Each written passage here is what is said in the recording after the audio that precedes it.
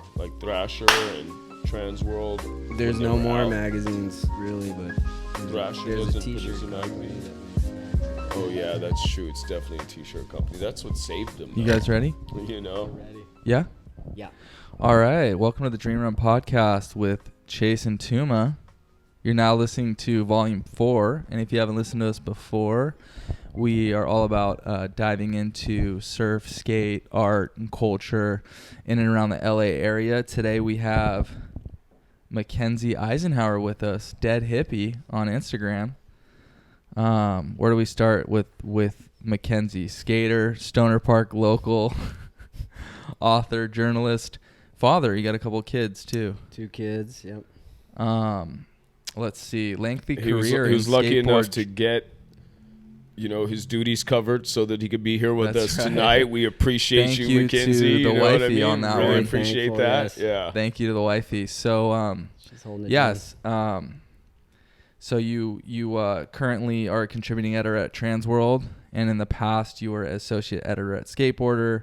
You just released your second book today, 1,000 Skateboards, whose Tuma's Here it holding is, up a 1,000 copy of right Skateboards. now. Tuma's got a pro model in here. I'm so honored. Thank we you, looked Mackenzie. at Tuma's Yeah. pro model in there, and yeah, it's over 70 years of the sport, diving into design and graphics. Mm-hmm. So stoked to hearing more about that and how that came to life. And yeah, just a big welcome and thanks for coming on. Yeah.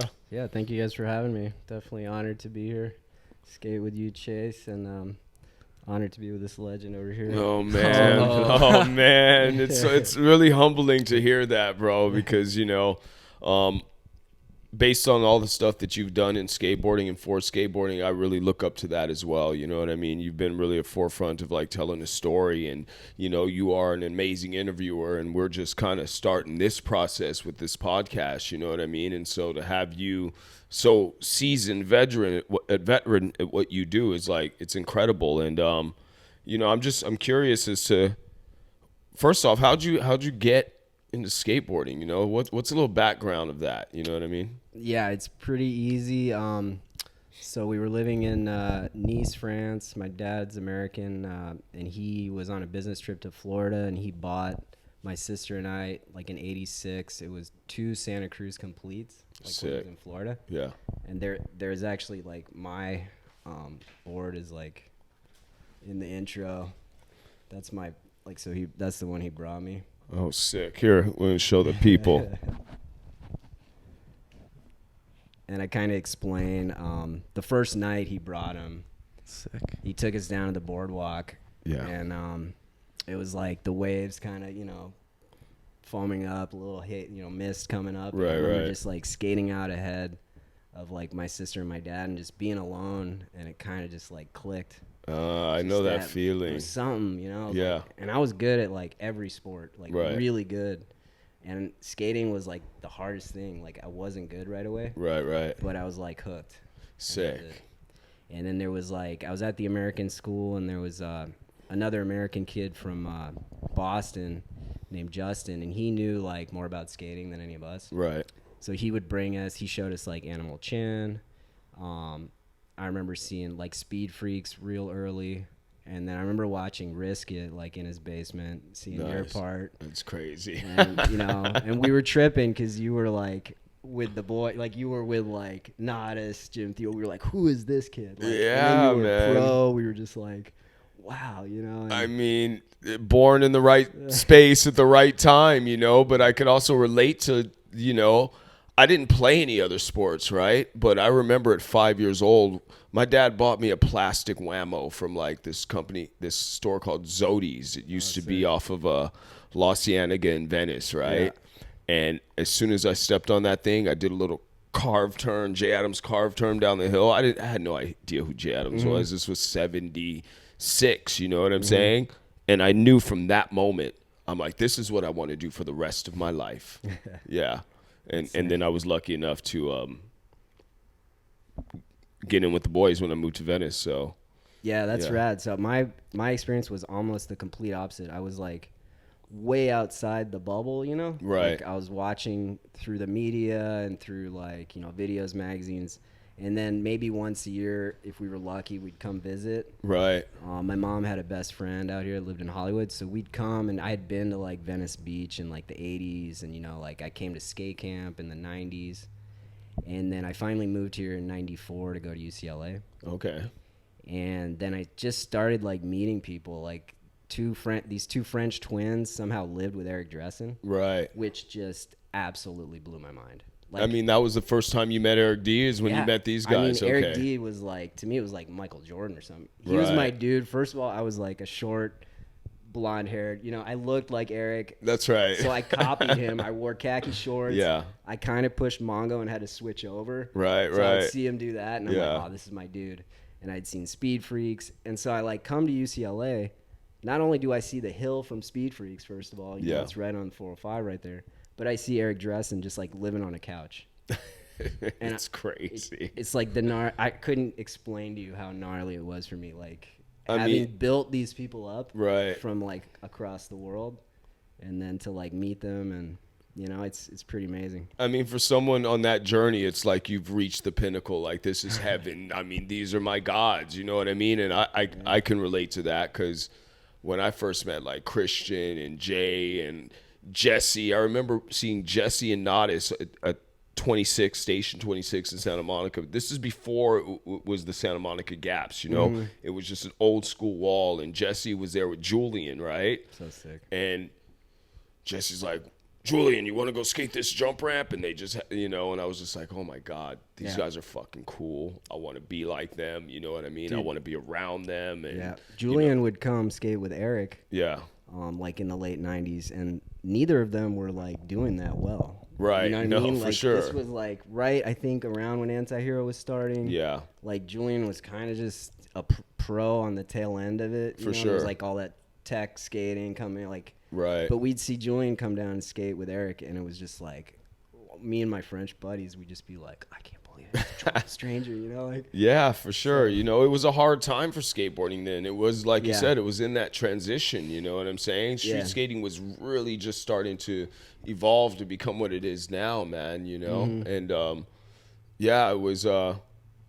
a lot of people weren't doing very well in skateboarding, Oh, that was the thing. Just seeing that he was renting a couch from two of my friends. Yeah. That was like mind blowing. Right. I was like, how is this possible? This dude should be like living in a mansion. For sure. You know what I mean? Like in my mind, I didn't understand the economics of it. You're just a kid.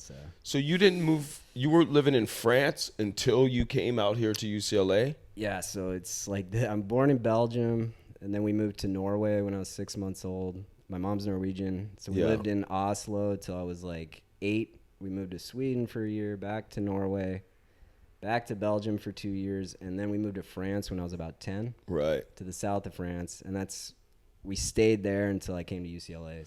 So what was the skate scene like when you were growing up in France? I mean, they had a scene. Yeah, it was pretty sick. Sure. The Bones Brigade came to Nice. Like, Nice is kind of outside the zone. Right. Like... It's weird. I got to take a tour there when I got a job at Skateboarder, like in 2003, and it was like probably the first tour that had been through there. Like no one came to where we were from, but the Bones Brigade came at one point.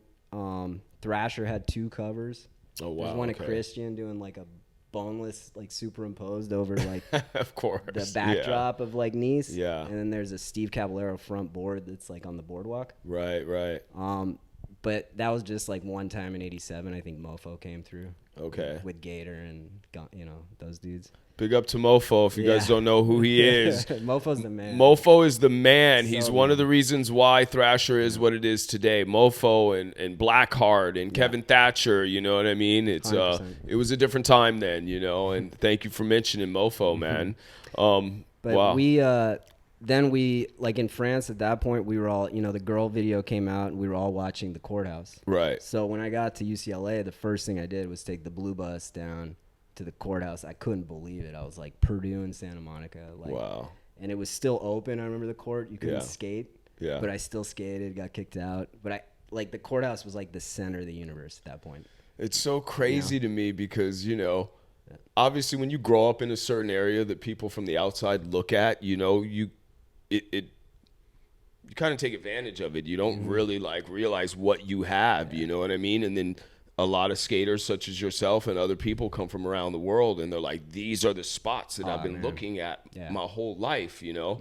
And I just happened to grow up immersed in the culture that was here, you know. So it was just like an everyday thing, you know. And so I love to hear that, just how hyped people were to come here and be a part of all that. The backdrop. You know? I mean, it's like if you watched, let's say you were a fan of like pro football for 10 years or 20 years. Right. And one day you'd never actually seen the stadium in real life. You know? Right. Like it's like seeing this is the courthouse. Like that's the fucking stage. That's that weird wavy thing I see all the time. Like this is it. And it was, even the cement's different, like from Europe, you know? So we would, curb cuts, all of that. It was like the land of milk and honey. So beautiful, man. That's dope. So so when you came here and you were skating UCLA, would you go get a degree at UCLA? I did. Oh, the other crazy thing was that Gons lived in Westwood when I got there. Oh, no way. So we'd see Mark. He lived by the Mormon temple with his girlfriend. He's doing like 60-40. Oh, but sick. He'd be on campus. Like, you're just like walking to class, and it's like, oh, there's Mark Gonzalez getting coffee. That's crazy. Like, and then he would do something gnarly. Like, he ollied this one flat rail to drop to like a 60-40 video. But, I mean, it was mind-blowing. But that was another, just, you're some kid from France, you know, and like, oh, there's Mark Gonzalez. It's like, hey, it's like seeing the Pope walk around somewhere or something like that. But there were a few skaters. Right. I met this guy, Jake Gebby. He was he was like a Chafee guy. Yeah. And he knew all those dudes. Right. So through Jake, I ended up meeting like Pat Canale, and then I met the Craig brothers. Yeah. Robbie McKinley. Lived with them, and then Chris Roberts, and like all those dudes kind of became our and then Hot Rod opened. Oh yeah, that's right. That was Westwood, and that became like our hub for everything. And Eric D worked at Hot Rod as well, right? Or was this later on? You know, on a few occasions, I believe. Yeah, I'm sure. You know, he would quit and come back. And I mean, they loved him over there. Down, yeah. Matt Solomon, like Dan Druff, all those dudes. Steve Hernandez, I met. Was real good friends with Jake Gebby. So Steve Hernandez was like the first guy I met that was like, oh, this guy's like a sponsored amp. Right. He got on like Sugar Sports or something, which was Marco. I remember that. That's right. I remember Marco. And gosh, well, these names are coming up. I'm like, I don't remember these guys forever. Yeah. That, you know, the old rickety little rail, Gons nose slit. It's gone now. Yeah, I know the one. Little, Steve like Smith grinded it for a Sugar ad, but it was like a quarter-page Sugar ad in Big Brother. But I was like in the background. That was like, I made it, I'm going home on the airplane. I was like, oh my God. Like, I made it, dude. You know how that was? Like, pre-internet, that was like, sick. This is like your Instagram post. Like, dude, you're in the background, man. Like, that's your... I mean, what happened to all these names that you talk about? I mean, this was your crew, right? And you guys just like Hot Rod crew and just running around LA and stuff like that. And you know... And so you went to school, you got a degree, and you were skating, you know? I studied graphic design, so I got a degree in graphic design. And then at the time, like I graduated in 98. Yeah. There was like, it seemed like there was no money in skating, so I swore I'd never work in skating. Yeah. And I was like, all right, I'm going to do graphic design. I worked for 2 years like as an art director. Yeah. And it was pretty rad having like a straight-laced job. For sure. Then I'd go skate Venice. Like, no one at my work knew I skated. But you're making money. Right. And then you hang out with your skate buddies, and they're just like dollar burritos or whatever. They're broke, dude. Yeah, you know what I mean? They're broke, dude. Like, even the minimum wage job, you're rolling. Right. You know, no, for sure. For sure. So it was good, man. It's still like that. It's still like that. We lived the dream. We'd like, you know, we'd have like the same hot tub in Marina Del Rey we'd always go to. Like, we had the hookup everywhere, you know. Oh, Mariners Village? Yep. We had one of those, We just reach over. Exactly. It was like the whole thing. That's little the spot. beers, you know, and just hanging. After the sesh, skate Venice, hit the hot tub. I mean, life was super good. So I mean, wasn't it so much easier when we were kids, man? You know, in a sense, right? Just the freedom of it all, right? Not really looking too far ahead, right? And it's just like, okay, we're in this day. Let's just go shred. Let's go have some food. Dude, you know what I mean? The Venice and that was Pavilion, it. Too. I loved skating. Just the vibe in there. Right. Like, just seeing the graffiti. And I actually loved those benches. Yeah. Like, I really liked the height and like that little width of it. For sure. Board slide. I liked that they were chunky. It was good time, man. I cut my teeth on bench You work got on it those when it was, benches. like, you know nice what I and mean? square, Yeah. dude. You When know, those it was benches were like, new. I think it was most of us who wore them down I seen because there was photos no of, like, wax back Hartzell then, you where know? It's just like this square bench. Yeah. Like, what? I don't remember that big. I mean, because by the time you got to it, it Oh, was like, it was chunked. so chunked and rounded. Three dudes like chopping crack on it. I mean, sometimes. I think we wrote copers in the beginning, you know what I mean? There you Because go. there was no other way we could grind it. Because we weren't using wax. Back when I was younger, wax was for surfboards, Yeah, right? yeah. Yeah, but now it's like, I get it. Dude, they should have I had get Copa it, rule, man. Like you the know. turf, dude. Out of Like the respect. turf? Out of respect. Jesse, Right, where's the Copers. Like, he'd come classic. in and force the Copers. But dude, he would come through. Yeah. And I would witness Jesse. Yeah. Like, he would come in, he'd whistle, be like, "Oh, the skaters." He'd call all the skaters over. We'd all go, like, stand behind him. Right. And he'd go talk to, like, 3 gnarly-looking dudes. And be Yeah. like, "You guys aren't barbecuing here. You're leaving." Yeah. Yeah. I And mean, they'd Jesse was look a- at us, and I was, like, shaking. You know, there's, like, 50 of us, and there's 3 of them, so they'd just, like, be out. And I just, mean, you came from the south of France Dude. into the hood, bro. Venice was a hood then, you know. Even the boardwalk was way more shady, let me you tell you know. one thing, though. In France, we got the shit kicked out of us. Like, as skaters, Oh, really? we were, like, the lowest of low. You know what I mean? Right. I And got you. as lame as some of that stuff was, Yeah. like, I'm not gonna say lame, but I'm not down for violence or anything. No, But absolutely. standing there behind Jesse and having the thugs like leave, Yeah. thugs. I mean, it's whatever. But for me, having grown up with us always being the dudes getting our shit stolen or beat up, Yeah. it was kind of amazing to move to like a place where skaters were like Respected, like that. yeah. Like, we're badass. I don't Yeah. know, you know what I mean? I was like, oh, I'm down with Venice. you know? Yeah, man. I mean, the skaters like Chase. There were probably guys like that in San Diego. You know, like the skaters were always gnarly, man. Like they weren't. You didn't really, especially like in the '80s, right? In certain neighborhoods, you didn't push those guys around because like Jesse came from his whole family's gangsters. You know what I'm saying? And they know the streets better than anyone. So. For sure, man. It's crazy. Wow. But that was sick. Try to keep the I'm moving away from the kinda like mic. going like this. Blazing. What Going like that. So did you have dreams? Did you want to be a pro skater? Was that part of the plan or what? You know, it's funny because that one, for some reason, I think when I saw the level, Yeah. just at Courthouse, for example, coming Right. out, I kind of was like, all right, these dudes are way better than me. Right. I And got you. I was already like kind of in college, but I never really gave it the all, you know? Right, And I that's hear you. something that recently I've been like, I'm skating now more in a more like kind of like trying to surpass myself Yeah. in a way that I wasn't then. Right. No, I understand that. And I was distracted by all like the, drinking, drug, For who's sure. the cool, trying to be cool. I was so insecure, man. Right, You I know, get like you you. just want to be down. Like No, I hear you. I didn't even have the confidence, I don't think, to be a good skater. I mean, I think a lot of top athletes have this insecurity in them, you know. That's why they're so good, man. I hear about it in like Right. entertainment all the time, you know. You got these huge actors and entertainers and comedians and they're really good at performing, doing what they do, but they're so insecure about who they are inside of themselves, you know. So I can relate to that because that's me too, right?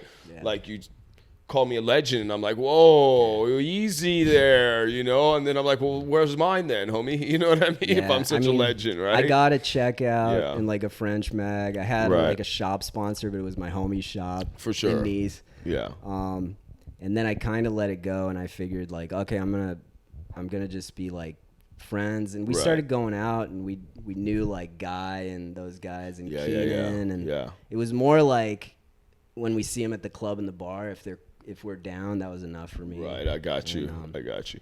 Well, it sounds like the path that you've taken, and we'll get more into what you're doing as far as interviewing people and stuff, but it sounds like the path you're taking has gotten even more, probably a better path if I look at skateboarding these days. You know what I mean? Because I know a lot of, as you do, a lot of kids that were high up on the totem pole, right?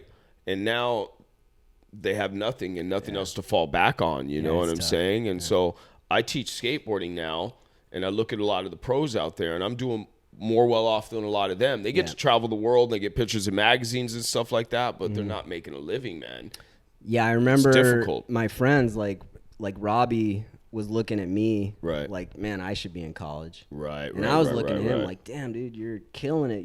He was on Blind. He was this. He was that. He was so good. For sure. And, but I think I was already on that track, so right. I was like, I would have been scared to take a leap and like drop out of school. You know what I mean? Or it's not a good look, bro. Yeah. But what ended up happening is basically it's pretty much Pat Canale. I think you know Pat. He was working at Big Brother. Right. Throughout, and we were kind of roommates at UCLA for a few years, and he got hired by this weird. It was a .com called Antics.com, and it was like Rocco Wellander, like the dude Chris Carter from Workshop, like Bod Boyle, all these like heads of the industry decided they were all going to invest in this website that was going to be like after magazines. Right. And this was in like the year 2000. You know, they already thought magazines are done. Yeah. So we're going to do this is going to be the skate website. So they put a lot of money into it. It was down by dwindle, and Pat got hired as like the editor. Yeah.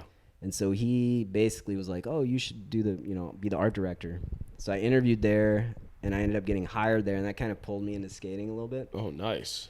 And then I ended up writing stuff for their site. Mm-hmm. And when this site ultimately, like all the .coms went down. Right. I think it was Mesa at Skateboarder had told Pat like, oh, I like that dude's writing. Okay. And that was it. So I reached out to Mesa when it tanked, and he hired me there at Skateboarder, and that kind of. It's amazing, bro. It's like the dream. It's like the that dream, really. Yeah. You know, I mean, coming out here from France, getting hooked up with all the people you did, you landed at the right spot, man, and connected with the right people, and then ended up working at Skateboard Magazine. Like, dude, when I got Skateboarder, in my mind at that point, it was like the best magazine because they had relaunched it, and the design and everything. And Mesa, I just respected Aaron Mesa so much. He'd done like the FTC videos, which were like a huge deal to me. And I remember like the first thing, I remember calling up Eric Dressen, like, hey, I want to interview you for Skateboarder. I mean, I was like, you know, I had to like say it to everyone, like, I work at Skateboarder Magazine now. You know, like I was just like, and but yeah, I mean, cut to about 4 years after that, no, 3 years into that, I would like drank it away. You know, I got I got fired for like basically trying to fight Chris Pastras at the trade show. He was a good friend. Yeah, now, no, I got you. I tried basically when all the dudes left Transworld to go do the skateboard mag. Right.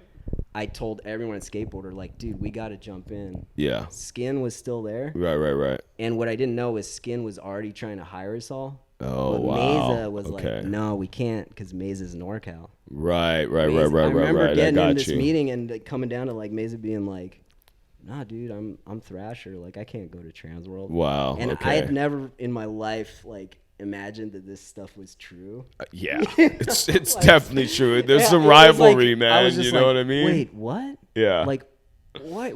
You're going to make $90,000 a year, $100,000 a year. Like, wait, what? And it was like a real thing. And anyways, I was kind of out of my mind also. So this was all within that same couple weeks. Got in a fight. Tried to bring the whole staff. Wow. It was like, and I was the associate editor, so it was kind of like a mutiny almost. Yeah.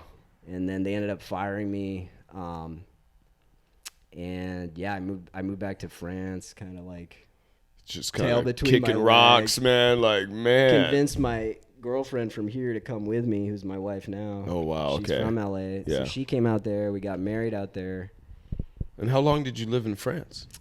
I got hired by this shoe distributor in Paris. He wanted to do like a skate shoe. Right. He had Pony. He had Vision Streetwear. Oh, really? Okay. And I was like, forget Vision. Yeah, Vision. You know? Yeah, Let's I got do you. Pony because the Dunks had just come out. Right. I went to meet him in Vegas. He shows me the Ponies, and I'm like, dude, these are the ones they skate in the 70s. Like, if the Dunks can work, let's do a Pony team, you know? Yeah. He was like, hell yeah, let's do it. Come to Paris. I'll hire you, blah, blah, blah.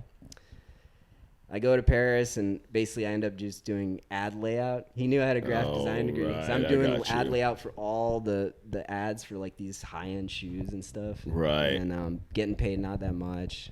So I ended up moving back to south of France. We tried to open a hot rod.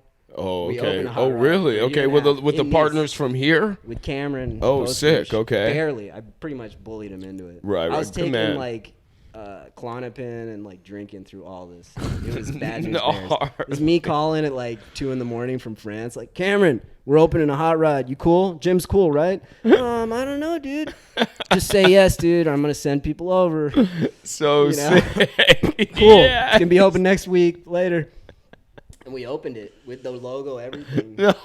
Yeah, we had the dunks. We had everything. It was next to my friend's skate shop. It was a coup, bro. Yeah, it was Just like, unbelievable. we're just gonna put our people in place, and you just have no Strong-arm it. choice. You're You know good, what I right? mean? That's Yeah. great. Unbelievable. It was because you were hanging out with the Venice boys for so long, I bro. learned You how know to what do I'm it in saying? Venice, Learn. yeah.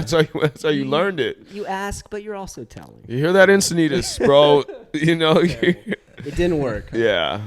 Well, and then it was too. Klonopin It didn't was help. too like trendy for Nice. Nice is like really conservative compared to Paris. Right. No, I hear you. And kids were just like, "Oh, I didn't pink T-shirt. My goodness, you know, like it was Right, like I got you. supreme, but like Yeah. 20 years too Too early. It'd probably work now. Yeah, Are you still in touch with Cameron? Maybe we should. you Jump know, on who that runs and is do that. Bernard. My boy Bernard runs the one on Sawtell. Is Super it? good It's dude. not. They don't really have skates in there anymore, right? It's more of like a They- sneakerhead type He's shop. got some You boards know on what the I wall, mean? and Yeah. he just opened another shop next door. Okay. Called Only the Lonely. Okay. But our friend Alec did that LA logo, Yeah. and like I still have love for Hot Rod. Like, Okay. So I still back it. Like So Jonah Hill, was he hanging out there? Jonah was there. Jonah was there, He's yeah. the little kid. I can remember his voice. Right. Canali would just mess with him. He learned from Canali. Right, I got you. You got his comedic chops from Canali. Okay, there you go. I All swear. right, cool. And he learned how to talk shit on, like Yeah. we'd watch skate videos. And you're like, yeah, this dude sucks. Like, but he was funny. that. He was funny. He's funny. I was just hanging out with him at my friend's birthday party. He's like lost all this weight, man. I Yeah, could he barely looks tell. good. I was like, man, you know? Yeah. Yeah. No, he's a good dude, and He's a I think good he's dude, yeah. still. He invited Robbie, I think, to like the premiere of mid '90s or something. Like Right. he's still. I don't know, but yeah, I back those dudes. But and then so the hot rod thing ended. I got Yeah. hired to run Hurley for Europe, Oh, wow. but before that, somehow Jamie Owens took over at Skateboarder, Right. And he was like, "Look, you know," because I kept hitting him up. I was like, Yeah, "Send me yeah, stuff." yeah, He's yeah, like, yeah. "All right," and he basically was ready to rehire me. He made Yeah. me an offer. And I took his offer and I went to Eric Stricker at Transworld. Yeah. Super lame. Ask them if Yeah. they can match Because this or the give whole you time more, right? Eric had been like, yo, we'll take you if you want to come to Transworld. Right. So yeah, I went to Transworld and that's kind of how I ended up Transworld. And my friends Oliver Barton and Michael Mealy were there. Yeah. Who'd been a skateboarder. And Oliver lived in Barcelona. Right. Barcelona was like blowing up. And I got hired basically to run Hurley out of Barcelona. And then I was doing Transworld like at night. Right. after work. Okay. And that lasted for 2 years, but again, I had like a drawer full of pills, Oh, wow. the Spanish health insurance. Like, I remember out here it was like 0.01, I think, is like the Klonopin pill, Yeah. and in Spain it's like 5 milligrams. Wow. So it's just like this like horse pill. No. Oh my gosh. Yeah. So that's that was kind of it, and then I tanked that into like basically my bottom in Barcelona. Wow. Just Okay. disappeared for Yeah. a week. Yeah. I spent, I think it was $99,000 at brothels in 2 days. It's good, Called my man. wife from the brothel. Oh, you're Had the girl call her. gnarly, bro. Like, talk to Angel. He's gonna be home in half an hour. Yeah. So somehow my wife ended up calling my dad because I got robbed at one point. Well, this woman loves you. She loves me. This woman loves you, she's bro. She's Al-Anon now. So. Because I've tried to do Yeah. that. I've tried to do what you've done, and I've gotten gassed every Yeah. time. Yeah. Yeah. Basically, So she called your parents. I got robbed by like coming back from one of the trade shows, and they took my board or something. Right. And then somebody called me because they found like my backpack. Yeah. In the hills. Yeah. And there was some Spanish guy, and he's like, "Oh, sometimes the thieves leave stuff up there." And Right. that's what happens. Right. So I was hunting up there for these thieves Oh wow. for like man. days, leaving like blood signals and shit. Fuck, you're gnarly, bro. Wow. And eventually my dad came and just like Yeah. brought me to a psych ward back Yeah. in France. Right, and I right, ended right. up like doing like I think 2 weeks in a lockdown psych ward And that was until it. you're since like, then. oh, I got to get out of this psych ward. I have to be sane for a second, you know? And then I got out of the psych ward. I remember calling Lee Smith because Lee was living in Barcelona. Like Yeah. he knew my whole deal. But Yeah. I call Lee Smith. He's in San Francisco, and I'm just like, Lee, I focused my life. Oh, that's great. And he's yeah, just he like, knew focus exactly my what that life. meant. Yeah. He's like, I know you did, man. Like, or something. He's like, I bet you did. He knew right too. He knew like my wife, Mary Jane, pretty well. Yeah. And we had gotten married out here in Malibu in 07, like all this craziness. So, anyways, and yeah, I got sober after that. So we're gonna make clips to put on IG. How much of this do you want from out the there? psych You know ward? what I'm saying? Like, wait, did you stay sober after the psych ward? I did not stay sober after the psych ward. I pretended to for a little bit. Yeah. But in the psych ward, I found out that I got laid off from Hurley and from Transworld. Like gnarly, my wife got gnarly emails from my editor at Transworld. Yeah. Who has since passed away. Okay. So I got laid off from everything, got out, and my wife was like, yeah, I'm flying back to LA. wow. So I'm back there in France, and I'm like, all right, well, I'll go meet her in LA. It's all going to be fine. And there's no children at this time, No though. children, thank God. Yeah. I somehow fly back here, and I'm thinking I'm going to stay with her in Santa Clarita with her family. Yeah.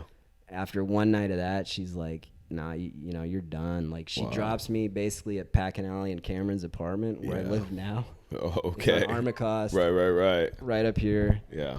And she's like, I don't think I can do this. She wants a divorce at that point. Oh, wow. I get like a 1-bedroom apartment near like LA High down in La Brea. Oh, because my friend Dear Chris lived over there. I don't know. I just needed some. Yeah. No furniture. It was like hardwood floor like this. I had a futon, and I remember one of my dad's friends. The whole time we were growing up, this American dude that lived in France was always talking about AA. Oh, really? And I remember, I honestly probably just to get my wife back. Yeah. I called him, and I ended up going to Yield King's Head. Yeah. Which blew Santa my mind. Monica right here, right? Yeah, because I had been there for drinking sure. for Absolutely, years. yeah. And I'm like, wait, this place? Yeah. And you walk in, and they're like, well, you go left for the meeting, or you go that way to drink. And I was kind of like, okay.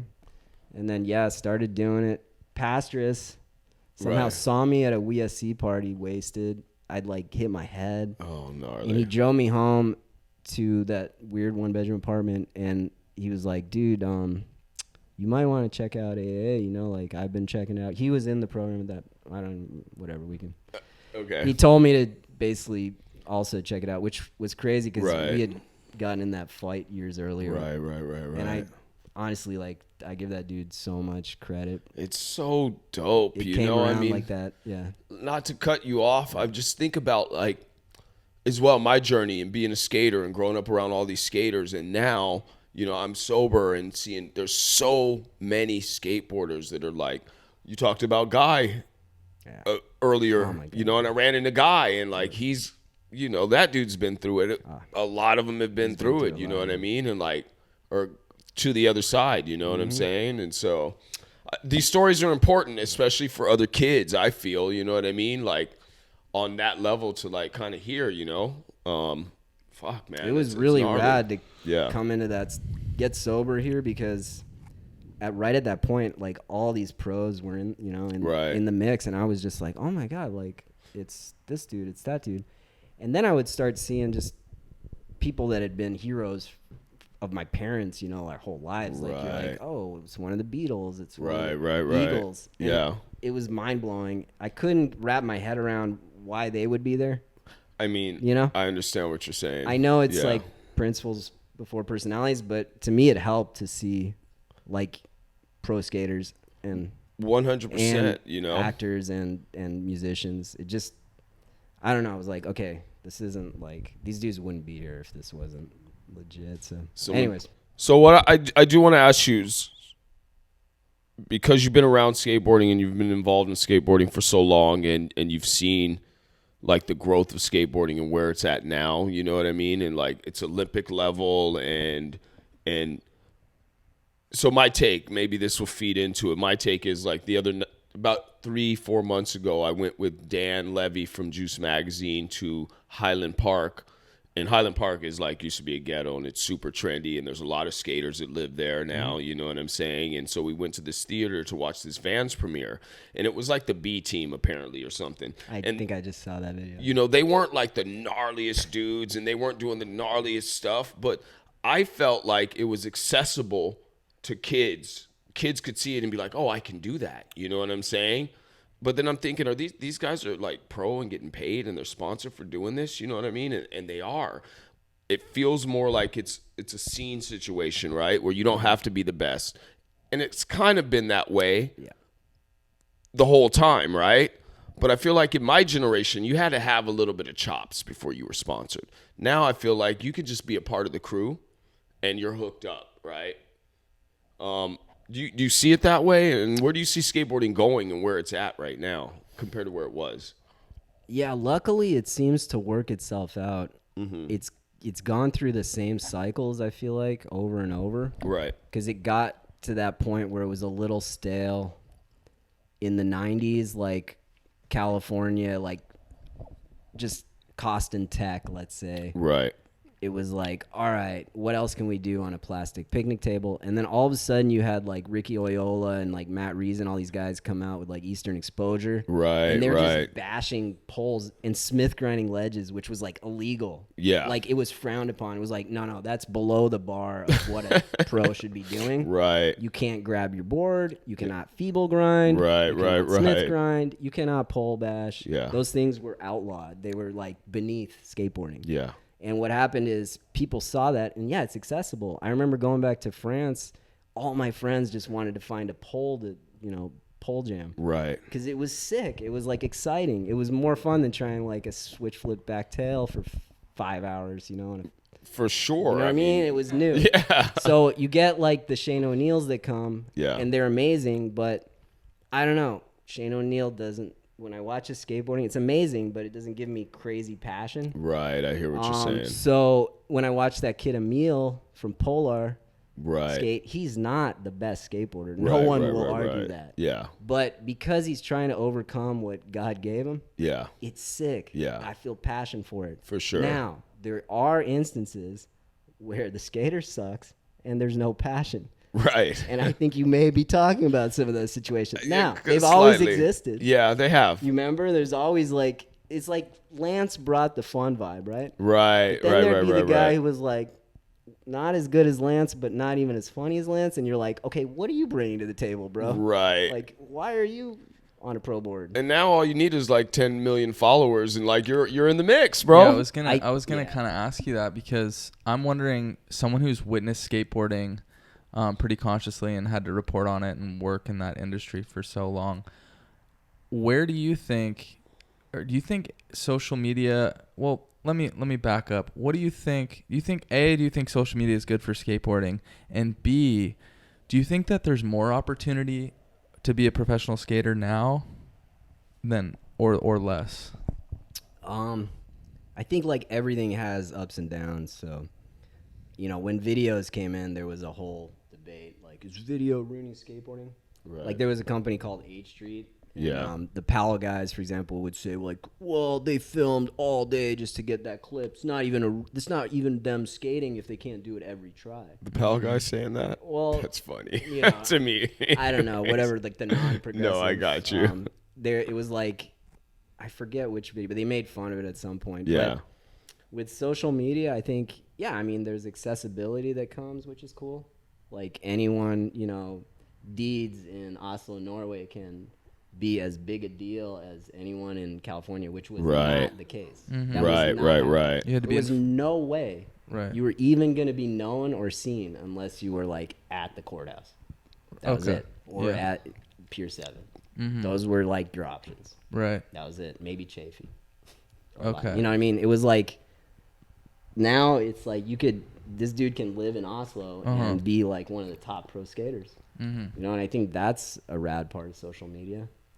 But I think the companies are trying to figure it out as we go too. Mm-hmm. What do you get excited about nowadays? I mean, just given all the clips and, there's still parts coming out. What are you excited about? What type of skating or clips? It's weird. I kind of just follow what I want anymore.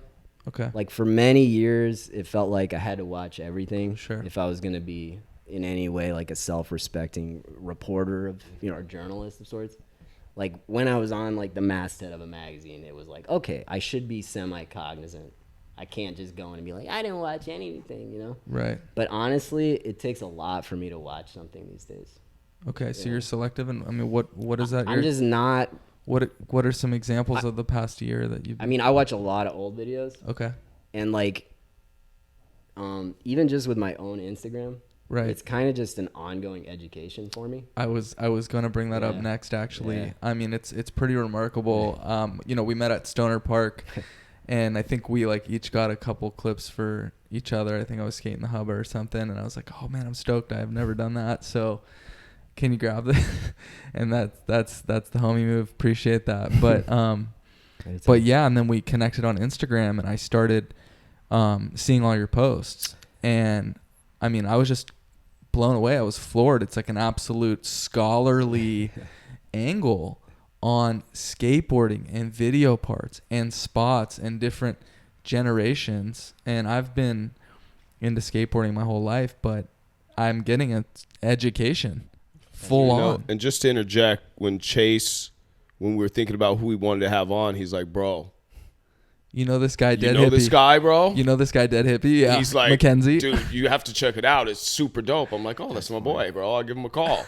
But he really he bigged up you from the gate, dude. He's like, he's all about it. Well, So I was just like, whoa, I'm getting an education off these posts. Yeah, really. I think initially, like, it came from, like I said, growing up far away, and like coming out and seeing like something like, I don't know, like even the federal building rail, like, you know, Nodis, it's like the first real legit rail Nodis Yeah, and Don for real. skated. And then it got really hit up in the Plan B videos, like for our generation, like Rick Howard, like front nose did Duffy when anyways, that, like when I came and saw that, like I remember walking down there and I could not believe it was right by UCLA. I mean, you don't understand, like that just the architecture too. Like I'd seen from Streets of Fire, you know, when Nodis rolls up, you can see those pillars. Yeah, kind of no, for sure. There's something about it, man. It just like grabbed me. right. And when my daughter was born, I had this baby, you know, that I had to kind of stroll around, and I would be by all those spots, and then that was kind of, I had nothing. you started taking I had nothing to photos. do, and I had my phone, and Instagram had just started, and I was like, oh, I'll just take pictures of these spots. you Yeah. know? And then you ripped the clip. I didn't even have the clips at first. Not yet, I would just have like, then I started doing screen grabs, and then I think someone sent me a spot. I think Jamie Owens sent me the Gons curb cut that he like double flips out of. In videos from Laguna Beach. Yeah. I never asked anyone for a spot, but they just started like coming, and now it's like, I mean, I have like hundreds on backlog. You know, I feel really? guilty that I haven't. Yeah, and people send me like current spots, which I try to like not blow out current, you know, active spots, because you kind of want to, you don't want to like pin some like brand new spot, you know what I mean? Like there's a responsibility, I think. So it's gained so much traction. People were like, dude, people from everywhere. this is my, you know, we from want Brazil, from our like, spot on this Dead yeah. Hippie on I this think they're site. That's stoked crazy, in a bro. way That's as I dope. am, Yeah. like that it's from like, oh, it's from the 2007 Element video. Right, you know, right, it's like right. it means nothing to anyone but us. It's You know what I mean? right. It's like, okay, so now it's become almost like a collaborative effort with the followers that you've gained and the people. So Dude, you I get started. spots from like Brad Cromer and like, you know what I mean? Like Brad Mark Cromer, Fuchs, dude. Like, Yeah. they're They're just just- anyone, Mason, like people where I'm like, oh my God, Gon sent me like a Quim Cardona spot. You know what I mean? Like, That's I'm just so like, sick. So they'll be out and they'll think of you, or they'll think of your account or something, and they'll, this should be on Dead Hippie. yeah, Boom. it's almost too much. Like you don't even Right. want that DM. You know what I mean? You're like, oh God, it's too much. Please don't do this to me. Like I'm gonna mess this up somehow, or I'm gonna. Right. Because I really care. And do they give you the write up in the text, or is that No, something? I do all that. You whip that up, and do you Yeah, at times do you have to go revisit the part, or Yeah, do and you? like I said, almost every time I end up learning something. Gotcha. You know, and like Wow. I thought of it because at one point I was like, dude, is this just a giant waste of time? Like, what am I doing? Because Right. obviously I stopped strolling my daughter around, and I'm kind of like back doing skate journalism. Mm-hmm. But every day when I sit down at my desk, sometimes I barely want to live. But the one thing I want to do is fucking go through spots. Like it's That's almost so the only sick. thing I want to do. It's Like, so wild. even if no one pays me or nothing, like that's it. It's just like, you want it, fucking do it. You know. What ends up happening well- when you have a passion in time, it usually turns out to be a payday, you know, or not. But I see most of the time, like it turns into something, you know. I think Greco and Reynolds had a thing, or like it's called the Nos mentality, or basically you'd be doing it with or without the paycheck, and they would be like, they always said it about skaters, like, does he have the Nos mentality? Right, like, right. Be skating with or without sponsors, with or without money. No, and I that's hear what you. they look for, like in a skater. I think it's So kind of going back a little bit, because I felt like I was having trouble getting like what are you watching? What are you excited about? Let's go about this. If you had like 3 videos that you could only watch for the rest of your life, oh man, 3 skate videos. yeah, I think, man, I'd have to go video days. I mean, it's almost impossible. I guess maybe questionable and like Struggling. the Animal Chin or something. I don't know. Speed Freaks. It's really hard. Okay. Yeah, Hey, that's that's pretty I impossible. appreciate you know, getting those out there. I guess going off that as well, you've seen and kind of been a scholar of a lot of these different time periods, and even more so with this, you know, Instagram account. What would you or project, whatever you want to call it, what would be a time period throughout entire skateboarding if you could go back to right now and be around, whether it was like, you know, all these different little chapters and clicks? Yeah, it's who would funny. you want to be around? I've had this conversation, like, even with Mark Johnson, and we kind of settled on like 89 through 91 kind of being like, it's the golden era. It's like the 60s, Wow. for lack of a better term. 'Cause that's when my era, bro. That's when everything happened. That's crazy. Like, that's it pretty much. Like, And the this is table when- is set. It goes from boneless off a lounge ramp to like kickflip, board slide, and handrail. Okay. within, like, Yeah, 2 that's years. true. And like, 2 That's years. true. right. It's you wouldn't even like, it's not even fathomable. It's like people are like pushing Flintstone cars, and 2 years later they're, you know, Right. like it was so quick, And, yeah. it was so cool too though, because it died in the middle, Yeah. and like all bets were off. It was like skaters were like, these could basically do anything they wanted. There was no rights because it was too small to, like, you couldn't really flag anything. It wasn't like the internet where you right away like, that song has rights, you know. And Okay. so everything was just like a free for all, just ripping off graphics, you know, and Oh, wow. everything. I mean, and World then Industries did that best, you know. World Industries. Yeah.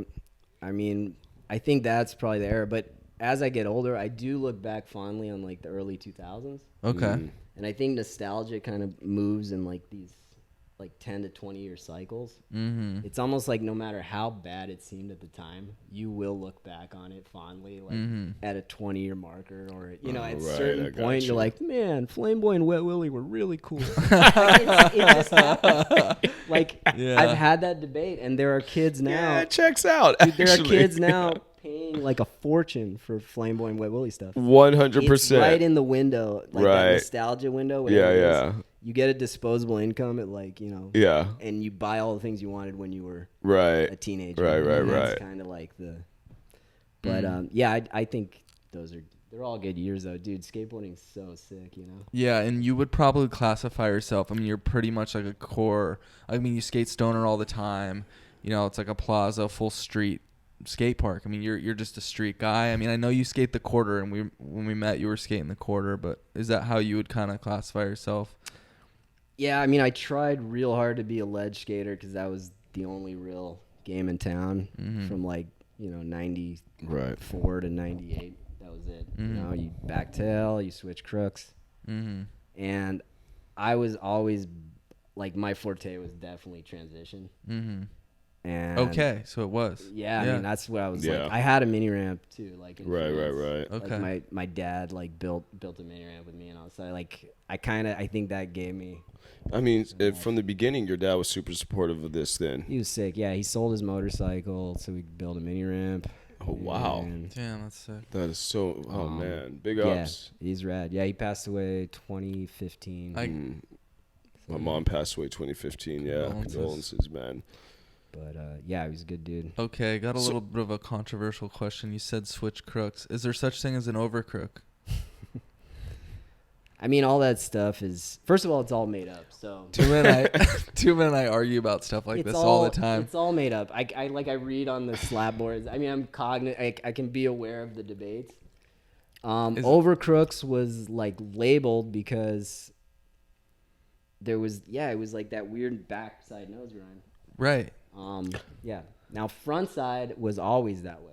Yes, front side was always that way. That's right. There is no front side over crooks. And I didn't say that. I mean, you can call it whatever you want. It doesn't sound but the only reason we called it an over crooks was because backside normally wasn't in that position. Right. And front side, we just accepted all the positions.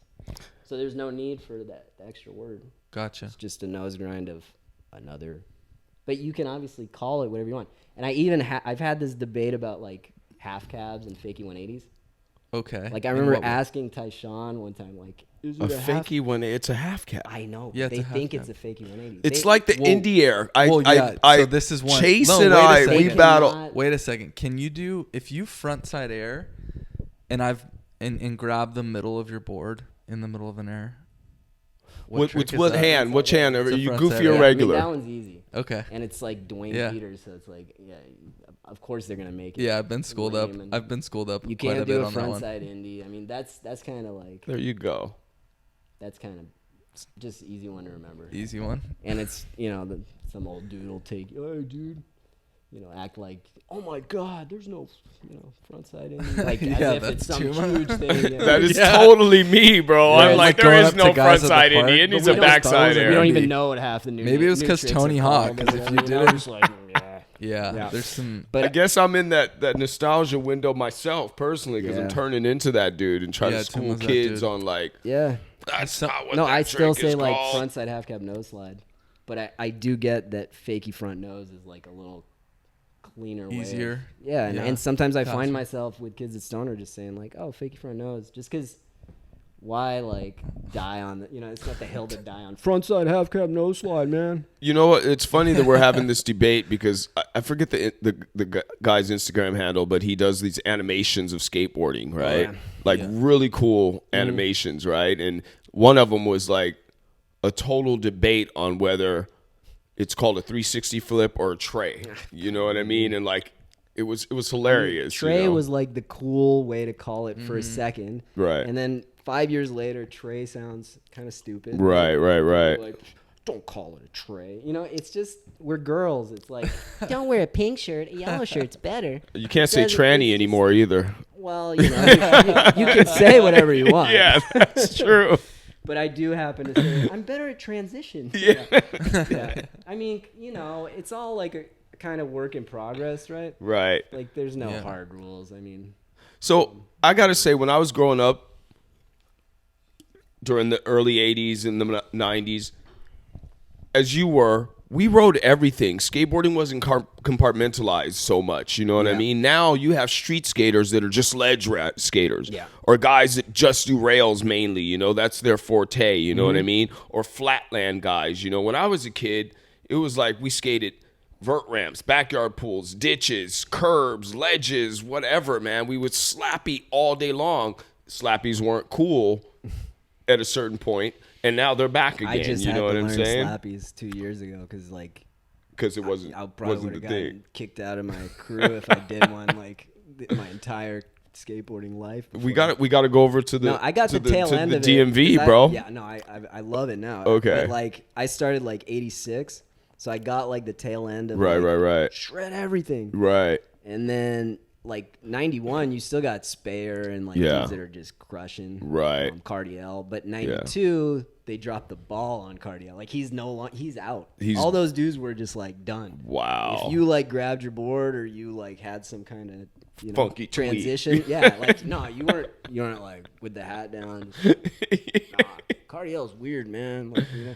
Like it was kind of out, and you had to be that cookie cutter ledge skater, and everything had to be clean, no hand down, and I mean there was a lot of stees. Yeah, right. Baker got away with it for a long time. Baker Maker, right? Baker Put maker. your hand down, right? That was like I like said, it all works itself out because Right. every time there's like some staunch or like illogical, unnatural thing that happens in skateboarding. yeah. Some dude finally comes along and everyone's like, "Oh my god!" and they do it differently, and everyone's like, Right. "We want to do it that way now." Right, It always kind of works out, I think. And kids do kind of skate more now, I think, than they were. Yeah.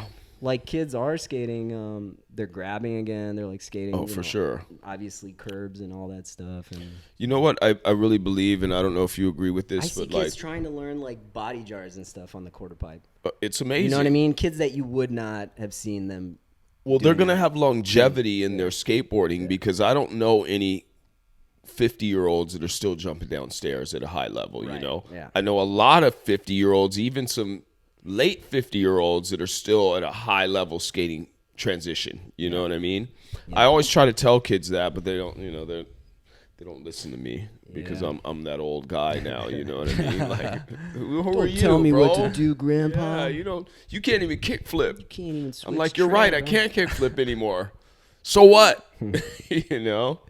Yeah, exactly. So you've gotten a chance to interview a lot of those, you know, older guys and a lot of those guys that are still shredding, and a lot of heroes, a lot of your heroes, our heroes. Yeah. Could you give us? I mean, you've had who was the guy that you really looked forward to speaking with or to doing an interview for the mag, or was there a couple you could throw out there for us? Definitely. I mean, I remember like trembling and like hyperventilating. I think I had to talk to Penny. Like wow. 90, it was 2001, and he'd been like kind of disappeared for a while, and then he came back, and he was in some hotel room, and it was like someone had to connect the landline to this to that. So it was Right. like, I just remember like almost hyperventilating. I was such a fan, you know. And Of course. And, yeah, legend. Grasso, for some reason, like I interviewed him. We did a Skateboarders and Drugs feature in a Skateboarder magazine, like. Rest and it was, in peace. Man. Yeah, it was just. I remember interviewing him then, and he was kind of just. He hadn't gotten his big comeback yet. Then, Right. It was like 2003, Yeah. 2 or something. Yeah. He was just working some job, kind Yeah. of like, and he was sober. Yeah. And the way he spoke, man, like I don't know, like some people, you know, when they speak, they just have those jewels coming. Like For sure. every other sentence was just like unbelievable, like truth and like just amazing. And the way he would frame it, I was like, this guy is amazing. And then yeah, he ended up kind of getting his show and all that, so it was sick. He was definitely a rad one. Gons, of course, like I did a thing with. It was basically I wanted to find out because Mark was saying he'd done the Stalefish before Tony Hawk. And I heard through Skin that Mark was saying this on like Adidas tours to like Mark Suchu and all these guys. And I was Right. like, all right, Skin, why can't we find out? Yeah. You know? So I hit them both up, and I had never dealt with Mark or Tony. Yeah. And it was super gnarly, like getting text from Tony Hawk or Mark and having to like tell basically Mark that like, dude, you're tripping. Like, Do you save these texts? I have a lot of it, yeah. But I basically had to, like, Mark was way off.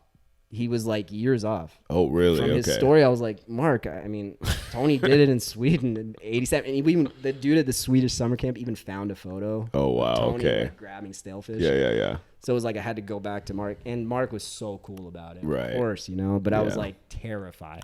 I What- was bet, like, what I have I mean- done to myself? What a crazy part of your job. Like to dig through and figure out who grabbed their board in this specific way at one point in skateboarding's history. And it's quite possibly you could have either flipped the history, or what you did do is kind of cement what everyone sort of already had known and suspected. Yeah, it was Tony, but Mark's was the sickest.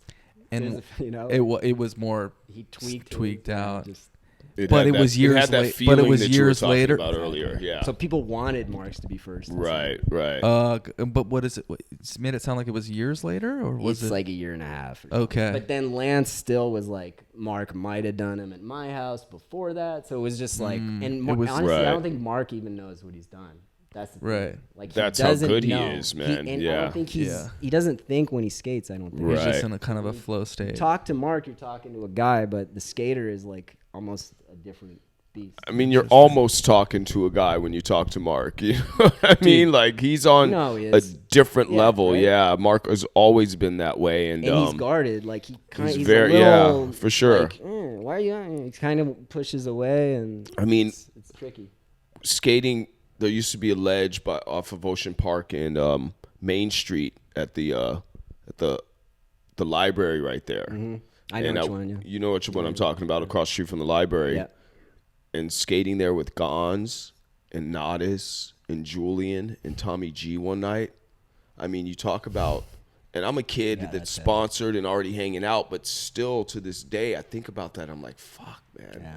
What a dream that is to be around these. There's such creative people, all those people. They've all done really well for themselves, you know?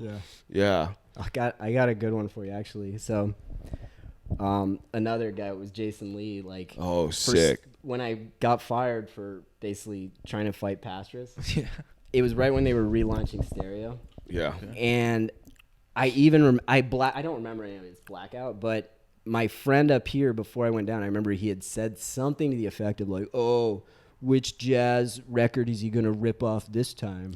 And somehow that came in and it came out. Like I said it to Pastors blacked out or something. They were so bummed on me. And the next day, there's like Bod Boyle, Steve Douglas, and Jason Lee. Pastors didn't even come out. Oh wow. And they're like, "Come over." And I've never met Jason Lee. Right. And this was like 2004. I mean, he was like at the height of his movie star career. I think, I just seen him in whatever whatever the band one was. Holy shit, Almost Famous. Oh, that's right. Yeah. So I'm walking over, it's like Stillwater, whatever. And I'm just like shaking, dude. And I'm just like, I remember telling him, like, first of all, I apologize. I'm like, I don't remember what happened, but I'm sure I was in the wrong, whatever I said. And they were like, that's stand-up move. And like Jason's just looking at me like he wants to, like, he's so bummed. And I looked at him and I was like, Jason, if this is the only memory you have of me, like, I'm gonna be crushed. Like, you're my absolute hero. I think, something like that. Like, I just like been laid off and everything, but it was like heartbreaking. Wow. And then I ended up, when I got sober, I got hired as a marketing manager at Stereo. Amazing. Look at And then basically I would work with Jason. We were working on a script for Fuel. And it was nuts. Every time I dealt with him, I would get like sweats. Wow. Every time. Like, I couldn't. It's Jay Lee, dude. Like, damn. It's so incredible, the story that you've told so far, and like just how everything has come back around to be such a blessing for you later. Like, dude, it's crazy to me. You know what I mean? Like, like that guy, man, he backed me when, and I still ended up, I drank, I got arrested at Stereo. Right. And then I stayed sober after that.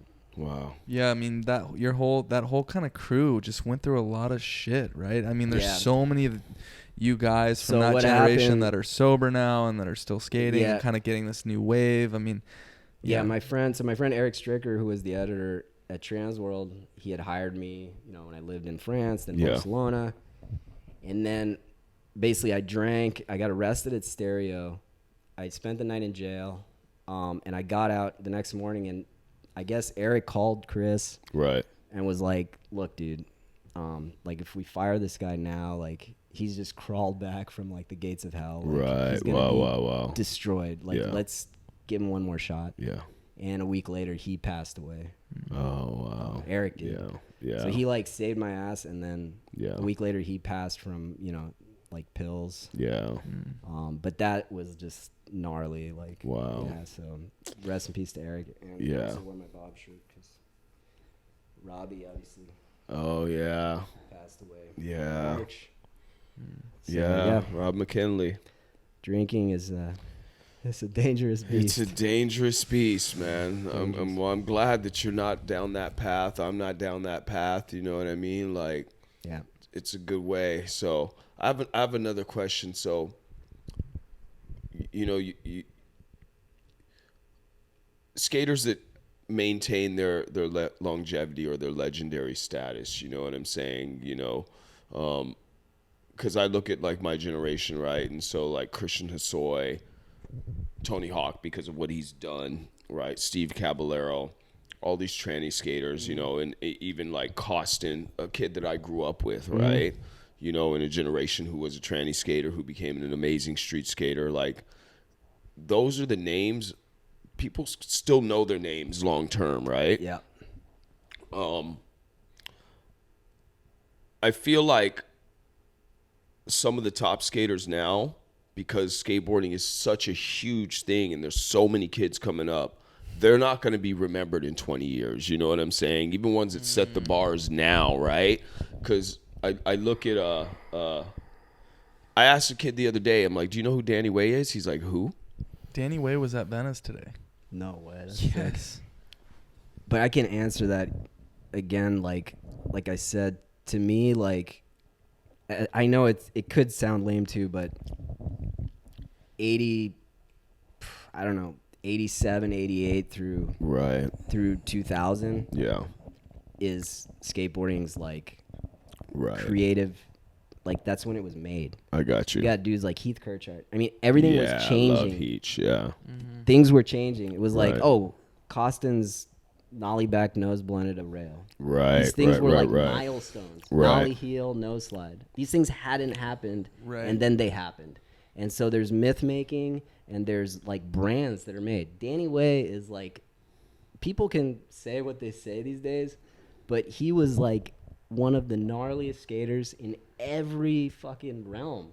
Like, that's so true. Gnarly. I mean, That's like true. he's doing switch flip back tail slides and then 360 flip nose slides on vert and trying a 900 at the same time. Like, you know what I mean? Like, the dude is like so fucking good.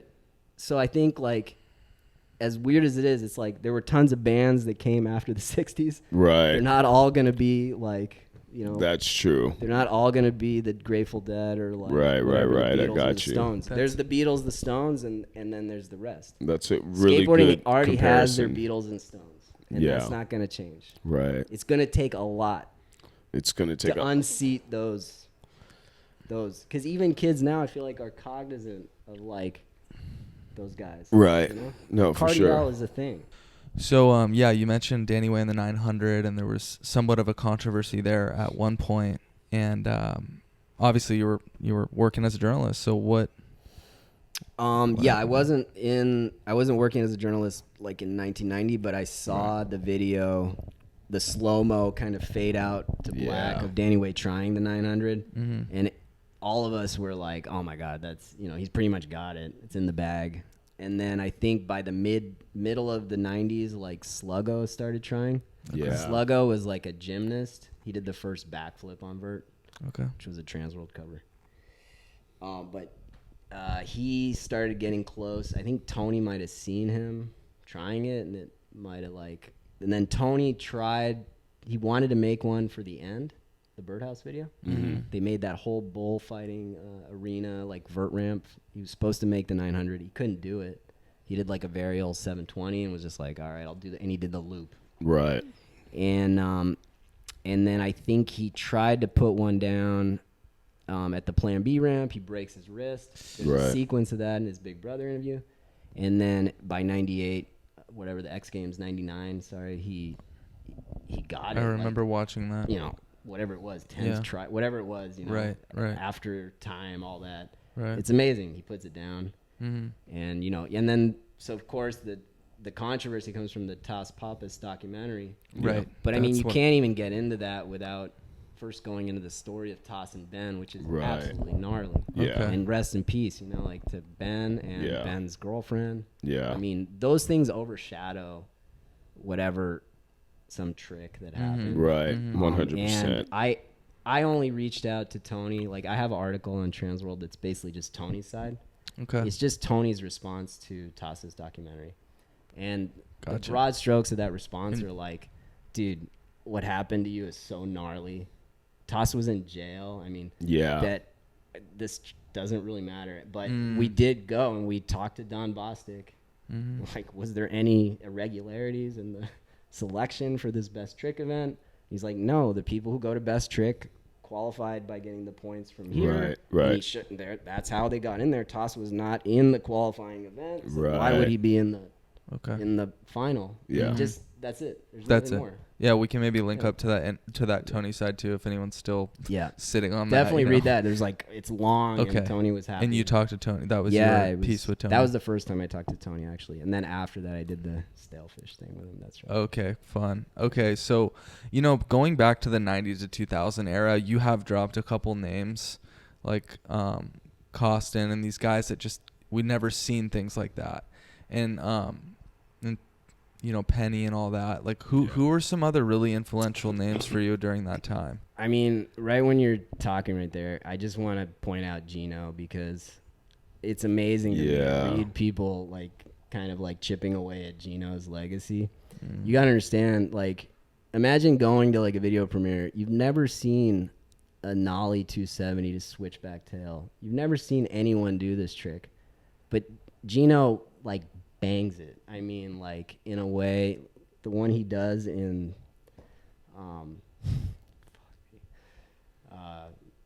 Mouse, sorry. I don't like tick, tick, tick, tick. Yeah. It's my kid's night. But yeah, the one he does in Mouse, like in the Gino Keenan part. Yeah.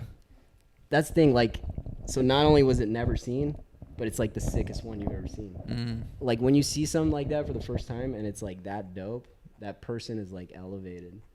So, yeah, I think what Penny did is after the 80s, people like Dressen, they didn't try tricks.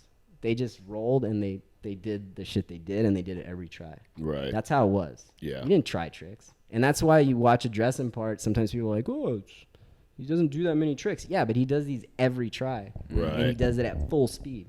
Right. So then the 90s came and people started trying tricks. And it kind of became normal to like, I'm not going to make this. I'm just going to keep trying it. Right. But all of a sudden, Penny, who's like watching from England, smoking hash joints, they thought that those people made these tricks every try. Him and Jeff they thought they never fell. Yeah. Yeah. They thought like, oh, they're frontside flipping like 10 stairs every try. And they just thought that's how you did it. So they came out here, and Penny, it's like we would watch him, and it looks like he just turns in on this like Jedi mode, where it's like he's just, there's no way he's not doing this.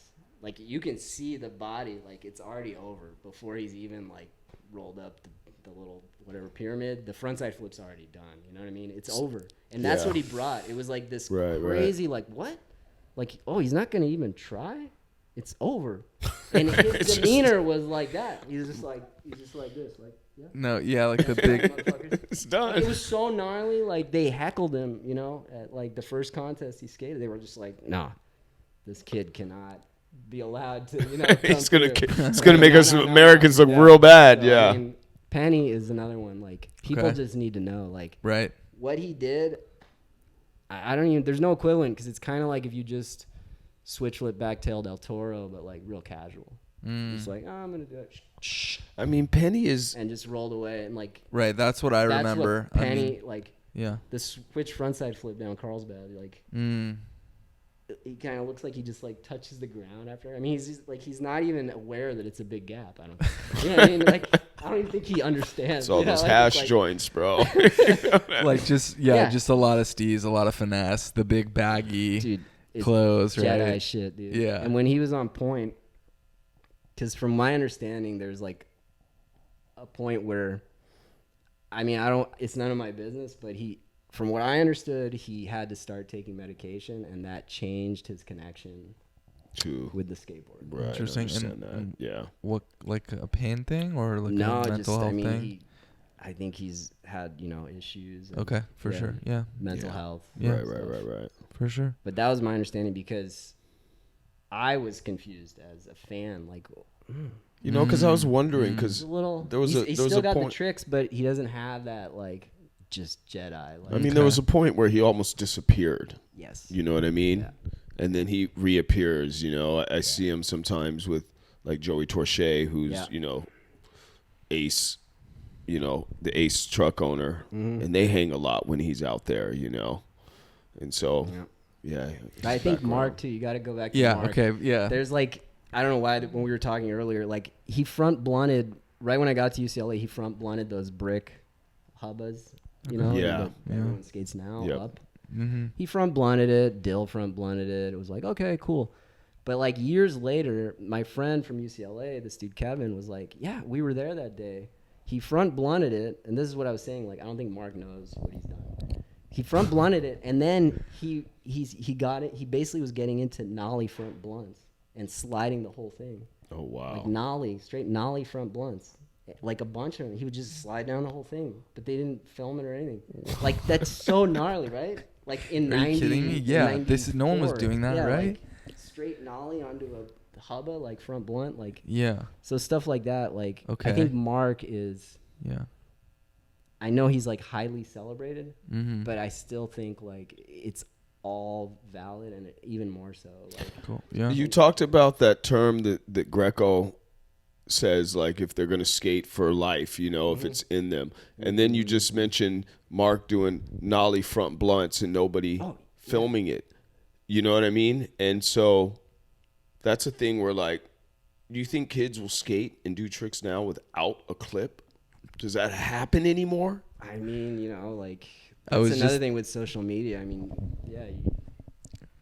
I was just thinking about that. It's like you were talking about these clips, like not even getting filmed, like these huge stale fishes, or like this dude's doing nollie blunts. Like, it's funny. Like I get a new little trick at the park, and I'm like, yeah, let's get the clip real quick. Like Toom was like, you need the like. It's just automatic now, you know. And Dude, I think they took it really seriously, and there was almost like the camera was like almost like a kook thing, for sure. like filming or documenting. It was almost like the school of Eric D is what I'm. Yeah. You don't fuck around. Like you're good. That's it. You don't need to film shit. Like Right. You just show up and blow up. Like he kind of got it from Hosoi. I feel like Eric D. Like because Hosoi was the man. Hosoi was the man too. Like you got that guy was just like unbelievable like, skater on every realm. Like you go to Lockwood, he can like front board the picnic table, but he's like, I mean anything. He's amazing. Yeah, mean, it's just Hosoi kind was of the not mythical, you know. But you he have wouldn't to film. skate with it wasn't the guy. be like, where's Hossoi's new part? He's slipping. No, Right. This is Hosoi. You don't even ask. There he is. Yeah. Hosoi was not only the man on skateboard, but Yeah. we look at skaters now that are like club kids and Hollywood kids. He was like the He first was dude hanging out with sicker. celebrities. You know what I mean? He Sicker than the dated celebs. Luana Rawls. You know what I Like, mean? the We'd be out of all the celebs clubs, wanted bro. to be him. If you read his autobiography, it's sick because he talks about they thought the actors and musicians were kind of fakes, or at least actors, and like the pro skaters were like the real deal. For they had sure. connections to the streets. They knew all the Uh-huh. bouncers. Hosoi was like the king of the clubs. Really? Whose document? I mean, whose book In is his this? book, I mean, In his book, He yeah. talks about, and there's Yeah. the guy from 80s movies, his buddy, damn. Josh Brolin. One of those guys. Robert He talks Rustler, about, one of the- Rustler, yeah, exactly. He Rustler, talks yeah, about going yeah. into a club and Hossoi's like in the back, like just like on a throne. Yeah. And they're like, yeah, that's Hosoi. Like he whispers to like David Arquette or someone like, that's Hosoi. You know, like, it's so, So sick. You're like, sick, oh my dude. God. As a skateboarder, you're just like, oh my I God. mean, so you sick. get that, you know. Yeah. I mean, we respect everyone, but you get that a lot even today. Like these guys want to surf, these guys want to skate. Like that's the culture, you know. And yeah, I mean, I'm sure Hosoi was the big dog. Yeah, but the clips, I think Mark, I don't know if it was in their kind of like realm to film stuff. Okay. Right.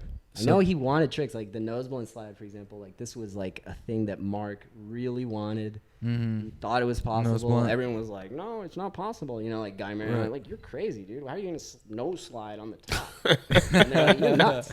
And he, like, Guy would tell me stuff like that. Like he'd be like, "I want to do a really long frontside nose slide," and they're like, "You can't sit on a frontside nose slide." Like straight up, like it's not possible. Right. These like- guys are doing them like for 100 yards. Yeah. So like Mark was the guy who just kind of like Thought about that Yeah, stuff.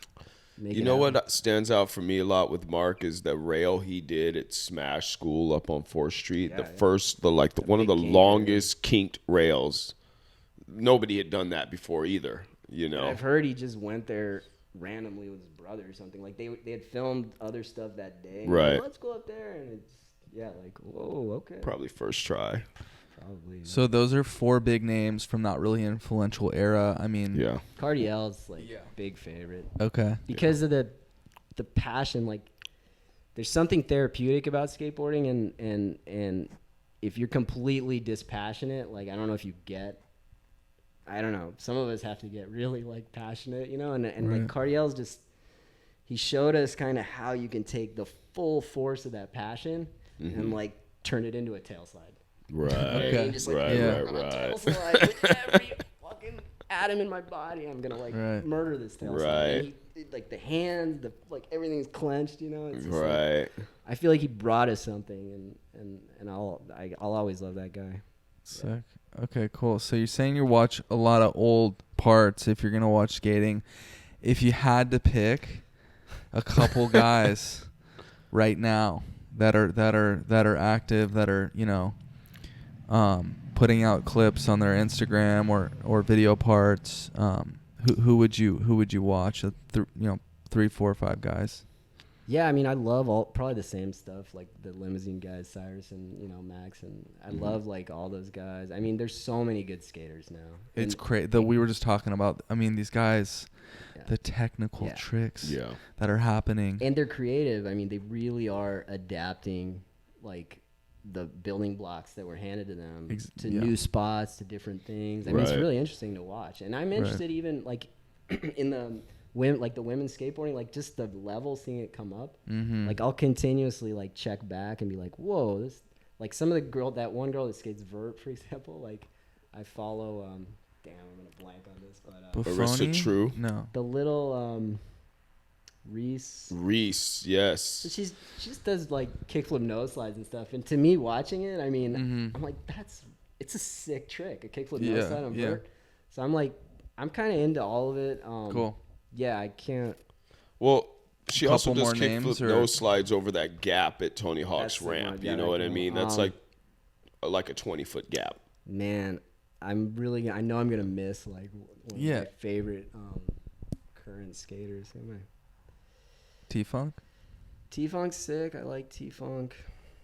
I mean, I like that Huff video. Just like gnarly and Is it Nate fast. Matthews, right? What's The that? Huff video. Um, Like I just watched that. did but you? I Yeah. love like that video. Like Sick. almost everyone. Like Dick Rizzo for some reason. Yeah. Loved it. Okay. It was, Sick. Yeah, like Cromer. I mean, Okay. Cromer's sick. Yeah. I don't know. Dude's a stoner is sick, you know. For sure, huh? There's a couple of guys I like throwing down watching- at I mean, even stoner. Hale, like watching Sean Hale on the Right. like skate the hip or something. Right. He's fucking rad, you know. Yeah. Yeah. You mentioned Pony earlier, and I Yeah. know that Evan Wasser, Dude, Evan's one of my favorites. Yeah, who used to Oh, be there a you go. I vert love Evan. tranny Cool. kid, I think he's now on the Pony team, and they're actually making a Pony skate shoe because my friend from Mexico City, what the heck's his name? Oscar, right? He's like he's from here, but he lives in Mexico City. He's Mexican, so he's skating for the Olympic team for Mexico City. But he's now running the he's on Pony. Yeah, I'm surprised. So they Pony has never a shoe shot out it, now. because Yeah, Pony like got skated in the '70s. And Right. There's all those photos of people skating ponies. for sure. Yeah, I was surprised they Wow. hadn't gotten into it. Yeah, we never got to put our team together, but So I got a question for you. What's your setup look like right now? yeah, so that's interesting. So yeah, I pretty much spent like the last 11 years, you know.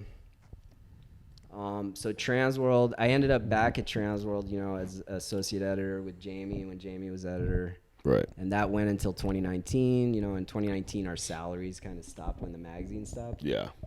And then Blair Alley stayed at Transworld. He's kind of the only guy there. Right. But he was like, hey, we got some budget, you know, anything you want to do. So that was always available for web stuff. Yeah. And they would still pay pretty well. And so anytime I had time to do anything, I would either try to put something together for them. Last year I worked on this book. So this year I guess I'm supposed to like promote the book all year. Okay. It's Yeah. kinda like weird. I've never had a book come out, so I'm like, what do Yeah. you do? Book One. signing. Wait. So So- this is your first book? I did a book for Cliche Okay. in 2010. Yeah. But that was kind of more of a, you know, company profile. Yeah, so you're actually have the #1 skateboarding book on Amazon right now, which is what I saw, which is kind of Killing it. sick, you know. Thank you, Congratulations on that. I mean, and you know, holidays coming up, so pick up a copy. But Thank let's. I mean, how did this kind of come to life? I mean, you seem like a great person to kind of get behind this, but where did this all start? It was so weird. A guy from France, this guy Nicolas, DM'd me on Instagram, which is another funny thing. Almost all the jobs I've gotten recently are through Instagram DMs, which is like, all right, well, maybe I wasn't wasting my time putting stuff on Instagram. Yeah. So the guy hits me up. Heroes are sending you skate spots. I don't think that's a waste of time. It's paying off, bro, for Yeah. sure. You know? But yeah, he hit me up and he's like, oh, we do this series called 1000. Okay. And they've done 1,000 sneakers, like 1,000 soccer jerseys, 1,000 tattoos. I think they'd done a series. Yeah. And like, we want to do 1,000 skateboards, and basically, the book will come out in France, and then we sell it to an American publisher. And would you want to do this? You know, you have a French and American background. Absolutely. And the guy's. Basically, his name was Nicholas, and my son's name's Nicholas. And his last name was Marseille, and I grew up near Marseille.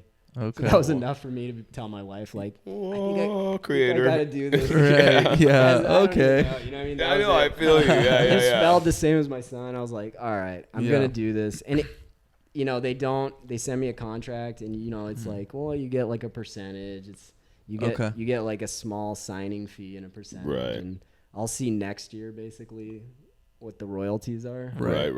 But it came out March 21, so it was 6 months on the 21st. Mm-hmm.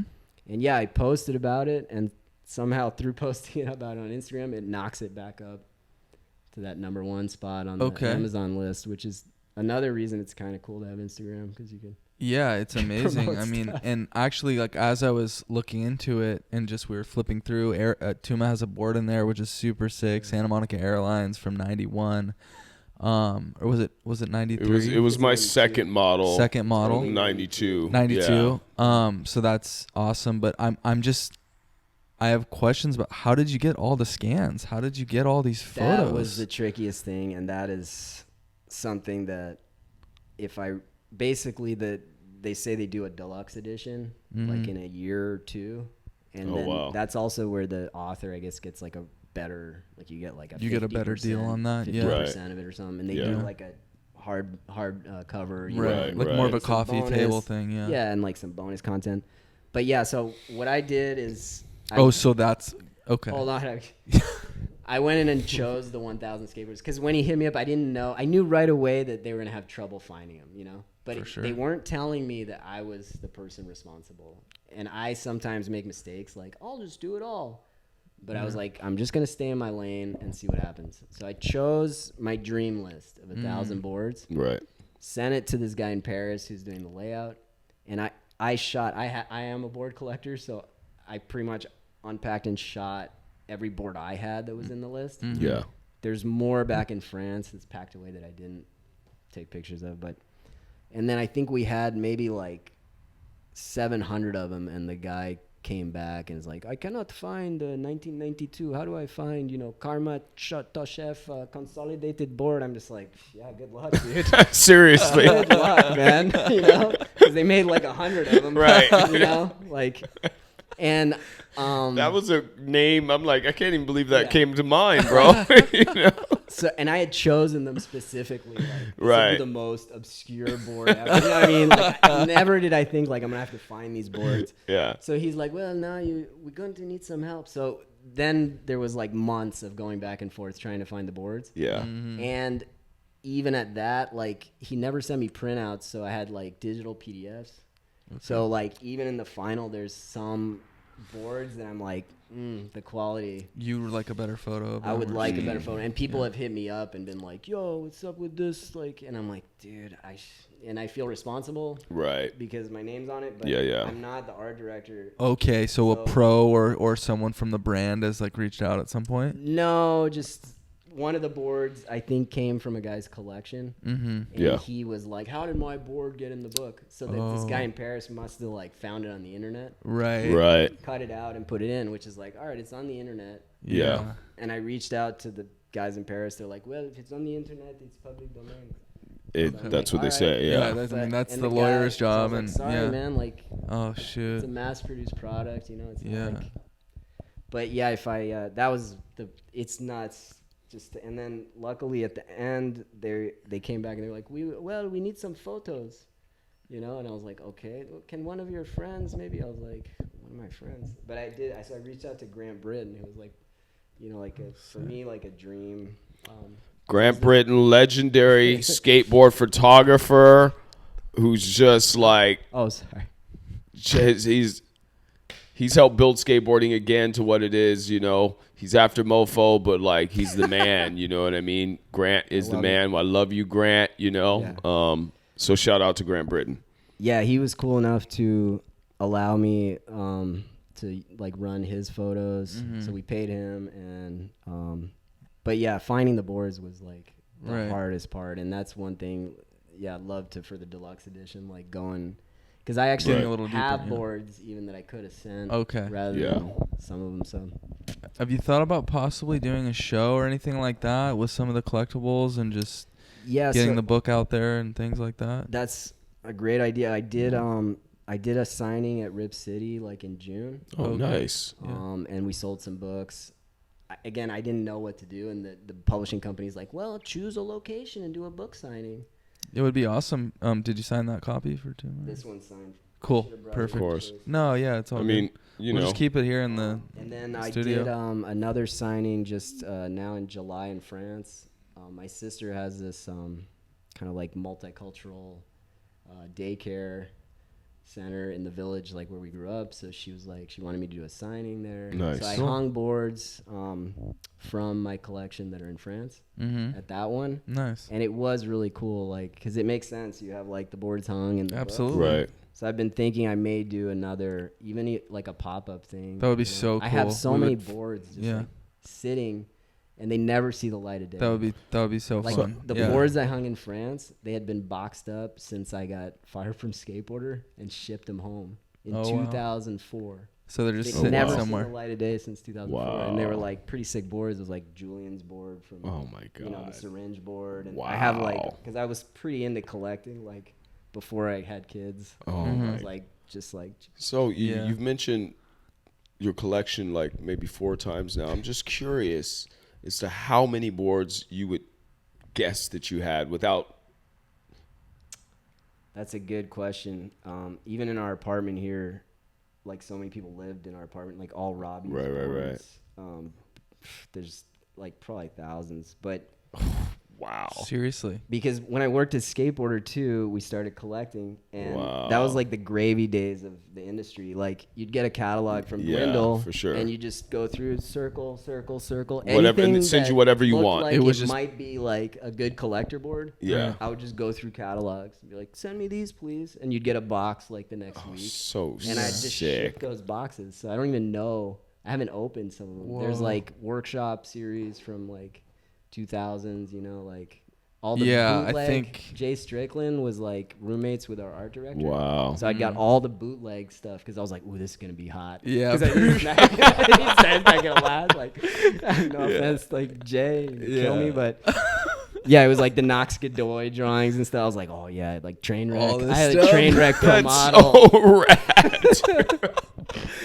And Are then, you kidding? Yeah, Wow. dude, I would buy. That's I so even good. would buy like the Santa Cruz reissues. Like, it'd be like, oh, Grosso put out. They'd have the Alice in Wonderland like 20-year reissue, and I'd buy like 10 of them. That's Whoa. crazy. And now they're like 20 years old, and you'll see them on eBay. I mean, what do you think the most valuable one is worth? Because I know a few years back somebody sold a brand new Nodus board for like $5,000. 5 was so when I was collecting, the high watermark was the Nodus Satan board. Yeah. Our friend Dan Druff at Hot Rod sold his for like $6,900. Wow. But that's been like obliterated. I'm pretty sure. Like, Right. I kids got are you. even for like old hookups boards right Yeah. now. Kids Oh, are paying yeah. like $5,000. No And way. then there was a Tony Hawk board. I think that went for like 10 or 20. I mean, it's gotten to like 20. So you probably have a couple of houses in your Dude, collection. But that's the other thing. I was terrified to put them up. Right. Like, Yeah. and No, I leave 'em hear up, you. 'cause they're just Seriously. hanging. You could just grab one. I mean, Right. it's- No, for sure. It's like And it was, it's kind of lame to even think like that, but I mean, you know. What I think they say after a while your possessions own you, right? Yeah. So that's kind of where I was like, Yeah, I got you. But I do have some that I love. I have the Randy Colvin Velvet, one, that black light. Oh, and, sick. That one's so good. Yeah. I have all the Hansleys and So do you have one of my boards? Because I don't have anything. Yeah, we bro. were trying to get nothing, one dude. and put it You know back what I here on the mean? wall. I wish, man. Your board would be hard to get because it's like in that window. It's in that window. Yeah. What was your first? My first board was Santa Monica Airlines, and it was the 3 skulls that had dreads, right? Okay, yeah. And then that second board was the Everslick Everslick. board. And then I had another model that my friend Bro Deshay did the graphics for, and it was the good times, the dancing people. And then that was it. So, Tuma, I was closely following your career up until 1992, and I wondered, what happened after 1992? What happened to my career after 1992? I keep looking for it. I can't seem to find it. But what happened is when I was supposed to go on my first tour with SMA, Santa Cruz, across the country, skateboarding was in that period of where we didn't know what was going on, if people weren't really making money at the time, so I took a job for this commercial director named Peter Smiley, who was the biggest commercial director in the world at the time, and he's like, whatever you want to do, we can make it happen. And so I started working. I didn't end up going on the tour. I worked my whole life to be able to go do that. Right. And I made a left when I should have made a right? It is what it is, right? It happens. I didn't work enough at this commercial company, this production company with this commercial director, and then I wasn't skating enough, and I got fired from my skateboard company. In a letter, they sent me a letter saying we have to let you go. And then 2 days later, I got fired from the production company, and that was a wrap. There goes my career, And then I must have met you, like a few years after that, I think. Yeah, I was like modeling and shit. DJs or something. I remember someone being like, "Hey, that's Eric Britton." And I was like, "What? No way!" I was like, "No way!" I was still like, "Where's Eric Britton?" I was still like. I mean, it was one of those things. Eric Dressen wasn't doing well. I was working at the skate shop. You know what I mean? Like everything went downhill for all of us. I mean, if Dressen's sleeping on a couch and he was the man, exactly. You might have ended up even worse if you went on the skate tours. But you know what I mean? Maybe you made the right call. Is all I'm saying. It's hard. You never know. We never know because I look at we've talked about Costin in this, during our conversation, and he's my generation, bro, and he came up. He's a force in Guy nature. Mariano is my generation, and those guys came up. You know what I mean? And those guys just kept it going, right? I was I could have learned a lot of those tricks because I was in that group, right? Yeah. But it just didn't. Were you close with Julian? I was really close with Julian. I didn't stay in touch with Julian too much because Julian ended up moving up to the Bay Area and just kind of, because he had a mom down here, a dad down here, and a mom. His dad lived down here. His mom lived up north. I got a story. The first time I went to San Francisco, I was 12 years old, and Julian let's go up to the city, right? And he's like, there's this bus called the Green Tortoise, and it was an old hippie bus from back in the day, and the entire back of the bus was one big bed, right? And people would smuggle weed on it, you know what I'm saying? And we got on the bus, 12 years old. It picked us up in Santa Monica and went up to San Francisco. Thing's been running since the 60s. Pretty much, smell like weed and shit like that. That's pretty rad. My dad didn't know I was leaving. I called him when I got there. I'm in SF. I'm like, Dad, I'm in San Francisco, 12 years old, And he's like, oh, well, be safe, It was in that generation where he knew I was around some solid people. You know what I mean? I was around a bunch of skateboarders, and he knew that they would take care of me, and he knew that I would be okay. I'm sure he was a little nervous. I'm 12 years old. I'm his son. But back then, kids were just out doing their thing. You know what I'm saying? I couldn't imagine my son when he was 12 doing something like that. Really, but that's when I met Tobin Yellen, Luke Ogden, who were photographers, you know what I'm saying? I met Tommy G, Mike Archimedes, all the SF boys, you know what I mean? Danny Sargent, some of these names a lot of people don't even know, but it's that was the crew, you know what I mean? That was it was sick. And on that trip, I got my first picture in Thrasher magazine. Yeah. I've heard of that magazine. Oh yeah, I've heard of that magazine There's too. a copyright there. Actually, I felt super compelled to pick up that issue after they did like a small revamp of Channel Street. I mean, I love Ronnie, of course. Yeah, and Yeah, they put Ronnie's out, amazing. Yeah, Understandable. it's the skating is. I thought Thrasher was a and t-shirt company. Dickies pulled out. I'm They just did an jealous edit. 'cause they actually exist. Oh, man. All my magazines died. Being it Skateboarder. as you worked for skateboard magazines, what do you?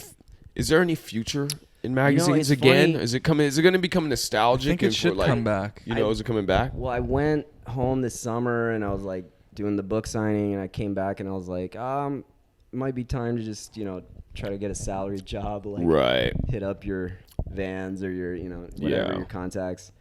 But then I got all these assignments. There's a magazine, Free Skate Mag in Europe. Right, They're right. doing pretty well. Yeah. They hit me up. They wanted me to write like just some random article on censorship that I'm working on right now. Nice. And then Huck Magazine's another magazine out of the UK. They're kind of like music skate. Right. They hit me up. I did a thing on the first New York video that I turned in like 2 weeks ago. I don't know. There's all these magazines all of a sudden. And I feel like kids are kind of like looking for something Right. beyond. I don't know about you guys. Like, I love Instagram. Yeah. Obviously, Yeah. I spend a lot of time on there. Yeah. But when I'm just kind of scrolling after I do my creative thing, Right. I don't feel all that great. I understand what you're saying. Yeah. I see things here and there, but just my overall feeling is not that amazing. And I notice, like, I'll grab like a Closer mag or whatever. My friend James Yeah. started that. There's something about just sitting with like a piece, paper mag, Right. and just the fact that it's not gonna move. You're not gonna get like incoming notification. Right. It's not gonna distract you with some like phone call or Right, like, oh my right. God, this has happened. There's something peaceful about just checking out and crawling into a magazine. So I don't know. I think there's a model for it. Right. I think we all knew it was going to change. For sure. And like I said, like in 2000, the skate industry heads were already like, Right. we got to prepare for websites. But dude, something about this is continuing. I mean, I look Against at- all odds. I Right. mean, it doesn't make sense from an ecological standpoint. Mhm. You know what I mean? Right. But I don't know. There's Yeah. something about the way you feel. it comes back around to feeling, like you said. Yeah. We're all skateboarders. We do Yeah. it for the feeling. I had a question. Consuming media is the same thing, right? For sure. Yeah, I feel like we're close to kind of wrapping, but now that we're talking about magazines and stuff, do you guys remember the Warp magazine from Transworld, the surf, skate, snow thing? I know the Did you- Kevin Yanamura was the editor. He started the Nike SB program. Oh yeah. Oh, really? Okay. That I came across that And my like friend Pat was editor, and then Stance, I think, also. it was a pretty short stint, I think, Dude, but it looks they were sick. making so much money Uh-huh. that they Transworld. basically just had to make other magazines for the photos that couldn't Oh, wow. all go in. Okay. And the mag was like this big. Really? Yeah, I mean, Oh, you that gotta would be remember, cool like, to get one of those. yeah, like Thrasher was kind of number 2 for like a good 30 Yeah, what years. yeah, talk to us about that a little bit. When did that sort of flip? I mean, it's a simple story. Sure. You have Skateboarder magazine, which is the original Bible of Right. the pastime that starts in the 60s. Then it dies because skating dies with clay wheels. It's too dangerous. Steel wheels. 60s is over. The 70s urethane comes out. People are like, oh, skateboarding, let's try this again. Right. Skateboarder magazine comes back. The industry basically needs a way to show people how to do it. Okay. That's what the magazines were made for. Advertising. Yeah. Yeah. Not advertising. I'm just saying Just it's to promote the culture. Promote it. To Right. show Right. what we wear, to show how we do the tricks. Mhm. How do you ride a skateboard, and why would you buy one? Right. It's to entice you to buy a skateboard. For sure. So Skateboarder was that magazine through the 70s. In the 80s, skating dips a little because there's all this liability issue with the skate parks. They all get sued. And so skating dips a little, and Skateboarder turns to Action Now, which is like a Warp. Yeah. It tries to do I remember everything. It's that. like, BMX, skateboarding, mountain bike, horse riding. Now, because they switched Skateboarder to Action Now, Fausto and Independent and Santa Cruz are like, this sucks. We need our own magazine because we need a magazine to promote skateboarding. Right. Which is totally rad. And so Santa Cruz and Fausto, independent trucks in Santa Cruz, basically launched Thrasher. Okay. As the new, because Skateboarders Dead is the new Bible. Yeah.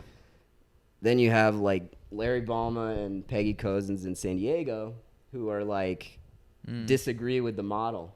Not because like, necessarily they want like a clean version, but they think they can sell skateboarding better if it's in, libraries and schools. And basically there's an independent ad with like a topless chick in it. Okay. And That San Diego model. And Craig Stesic. It's Craig Stesic, who was from Skateboarder. He pens a thing called Skate and Destroy. Right. It's like their manifesto. For sure. And it's Stesic. Pretty and sick. Stesic makes the indie ad.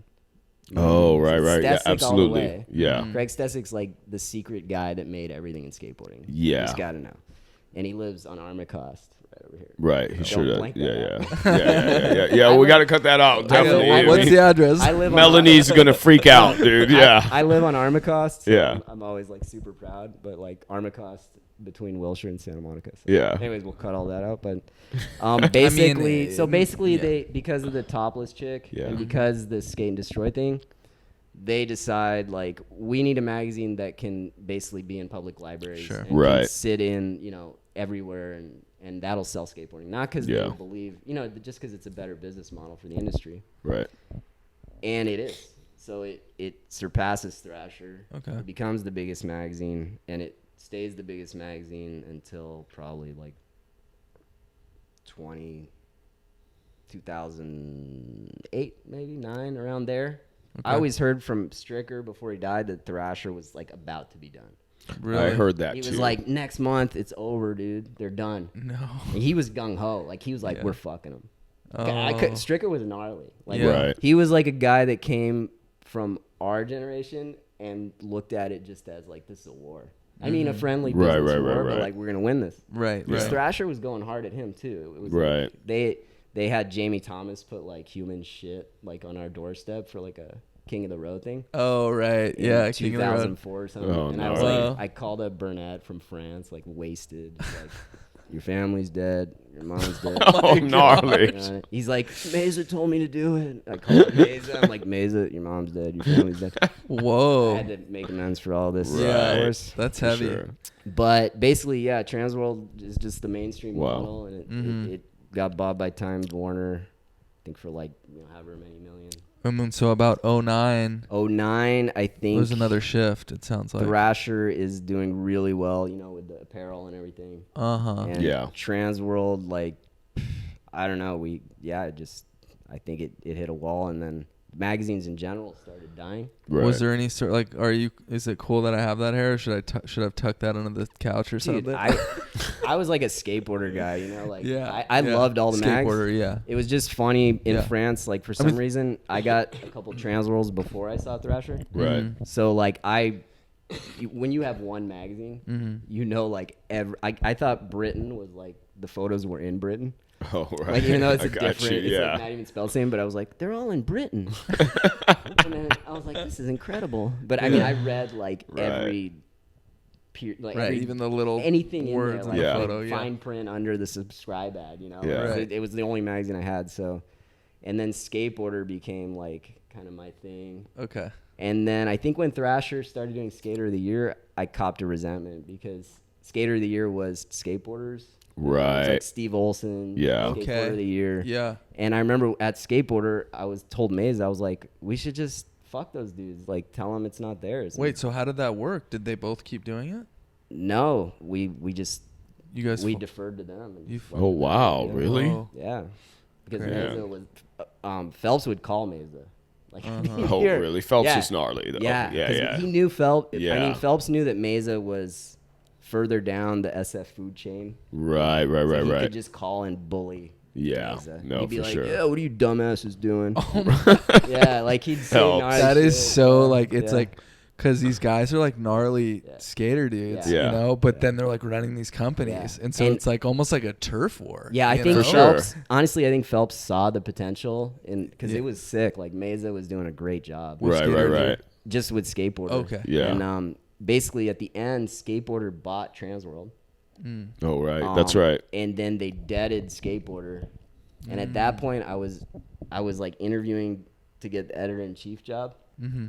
But then they merged it with Skateboarder, and they just put Jamie up on top. Wow. And I was just like, okay. Gotcha. And I was like, this is So- the way. Yeah. So when did Cutthroat business. That's for sure. so when did print? So it sounds like like there was a shift in 09. Don't get it twisted. No, I'm just Mesa I would- just want to hear like up Burnett till would now, come from skate 09 till pools now. with us, Yeah. like, with Mesa, and like we were super good. Cool. Yeah. buddies, and he's a great dude. So I'm just trying to put the timeline together. Like Thrasher kind of took #1 spot in 09, but Skateboarder was still. Transworld was still coming out at that time. Yeah, we were. It still went, and they were still In kind of print. rolling in cash. I Uh-huh. remember when I thought it was over, Yeah. I'd go to an event, and they would like rent out like these giant venues. Like I couldn't believe it. I'm like, damn, there's still a lot of money here. And then I think they had the Do Tour Right. Okay. under their corporate umbrella. Gotcha. Yeah. And a couple other things, but And the print stopped for them what year? 2019, I think. Oh, Okay, wow. so Yeah, not okay. even that long ago, really. No, yeah. Really? Wow. Okay. Yeah. And then Jamie, started Closer. Right. And I think he's doing well with that. I think he's, Cool. made himself a niche. Yeah. So I'm stoked. Interesting. Yeah, it's cool to hear it from kind of the horse's mouth, somewhat, or From one. an insider. Yeah, definitely. insider, That's for sure. stuff right there. Yeah, Yeah. it comes around. I'll let him have it for a second. Yeah, you should. It's all That's good. what it's all about. It's all in Yeah. good spirits and. I will say, Yeah. the last thing I will say is Dead Hippie. It's when I interviewed Tony Alva for the Skaters and Drugs article. Yeah. He said something, we were talking, he was telling some story, but he was like, yeah, this dude was like some kind of deadhead hippie dude, like deadhead hippie, but he said it really quickly. Right. And I somehow transcribed dead hippie. And I thought it was sick. Like, Yeah. so I stole it from Tony. Oh, Sick. yeah. That's what Good it is. job. That's That's it. Hell yeah. Yeah, he recently came and saw one of Tuma's clips and kind of threw a little comment on there, actually. Sick. Yeah, Yeah. so. I see Tony around, and Yeah. I asked him what the secret is to skateboarding, Right. like, in old age. How do you For keep sure. doing it? And he said, just keep simplifying and keep surrendering, basically. Well, Nice. now he's using lingo from, Of but yeah, course. no, Well, absolutely. we were in It's that absolutely venue, like, true. yeah. Yeah, Yeah. for It was sure. true as well. For Though. I sure. was like, oh, like surrender the tricks. Right. Surrender tricks Right. and just go with the flow and like simplify. Well, one thing I know about Tony is that he's either surfed or skated every single day of his life, unless he was injured. He's super sick. And so he's like 65 and still He grinding. just turned 66. He just turned 66. He could show up at the He Cove can and board grind slide a flat bar. over vert 14 foot, you know what I mean? And board slide a flat bar. I can't believe it. Sick. Like, it's incredible. Yeah, you no, know? I'm just stoked that we could possibly still skate for another 15 years. So. So stoked to have you. Yeah, thank you Mackenzie, so man. much, Thank you so Mackenzie. much. And I asked you about your setup earlier. So what I really meant is, what's your skateboard setup right now? What are you riding? I thought you know so. What I mean? I thought so. Yeah. That's funny. Dude, I started buying like product that I kind of like want to support, Nice. because for so many years I Right. felt like it was my right to just call companies and get free stuff. And it was. You were going to write terrible shit about them Exactly. if they didn't send you your shit. I got so much more than I deserved already from this industry. Like, Yeah. I need to give back. Right. So I just try to buy stuff. Right now I'm riding like a Doomsayers board just because Nice. I wanted to support, Omar and sure. I ride indies. I rode Thunders for a second, and I had one pair of Gull Wings. But my first board I got that complete had indies Right. on it, and now I'm like indie. You ever try Ace? I haven't tried. I've ridden my friends, and I'll I know give you a that's the pair possibility. if you'll set up a deck with them on there. But yeah, other than that, Yeah. Quick little plug. Bone Swiss, and for some reason, I was a Spitfire guy, but we went on the George Powell took us on a tour of Right. the Powell. It was like Willy Wonka's. Yeah, yeah. And he gave me one set of Bones wheels, and they lasted me 4 years or something. Yeah. And I get Spitfires, and I'll get a flat spot the first or second day. Good for And business. I had to honestly be Yeah. dude, bones are pretty damn good. They're pretty damn good. He kind of knows what he's doing. Yeah. I love, but Spitfire's like the cool, you know, like they have the cooler graphics. I love For sure. Spitfire. Like that swirl, like it's forever Legendary I for have a- sure. Love it, so Yeah. There you go. Well, Sick, you bro. guys, Dead Hippie coming Thank at you. you live. You just listened to Volume 4 of the Dreamrun podcast with Chase and Tuma, and we had Mackenzie Eishenhour. And Catch him at Stoner Skate Park. Catch him on Instagram as Dead Hippie, and check out the #1 skating book on Amazon right now. 1,000 skateboards, guys. Over 70 years of skateboarding history packed into there. So you need have a this look. if you're a true skater out there. Come on, buy this book. 100%. Support true skateboarding. Thank you. Yeah. Yeah, to you guys. thanks so much, appreciate it. Mackenzie. Really appreciate you, brother. Mackenzie. So good, bro. Awesome. Learned a lot today. Yeah. Peace. Peace.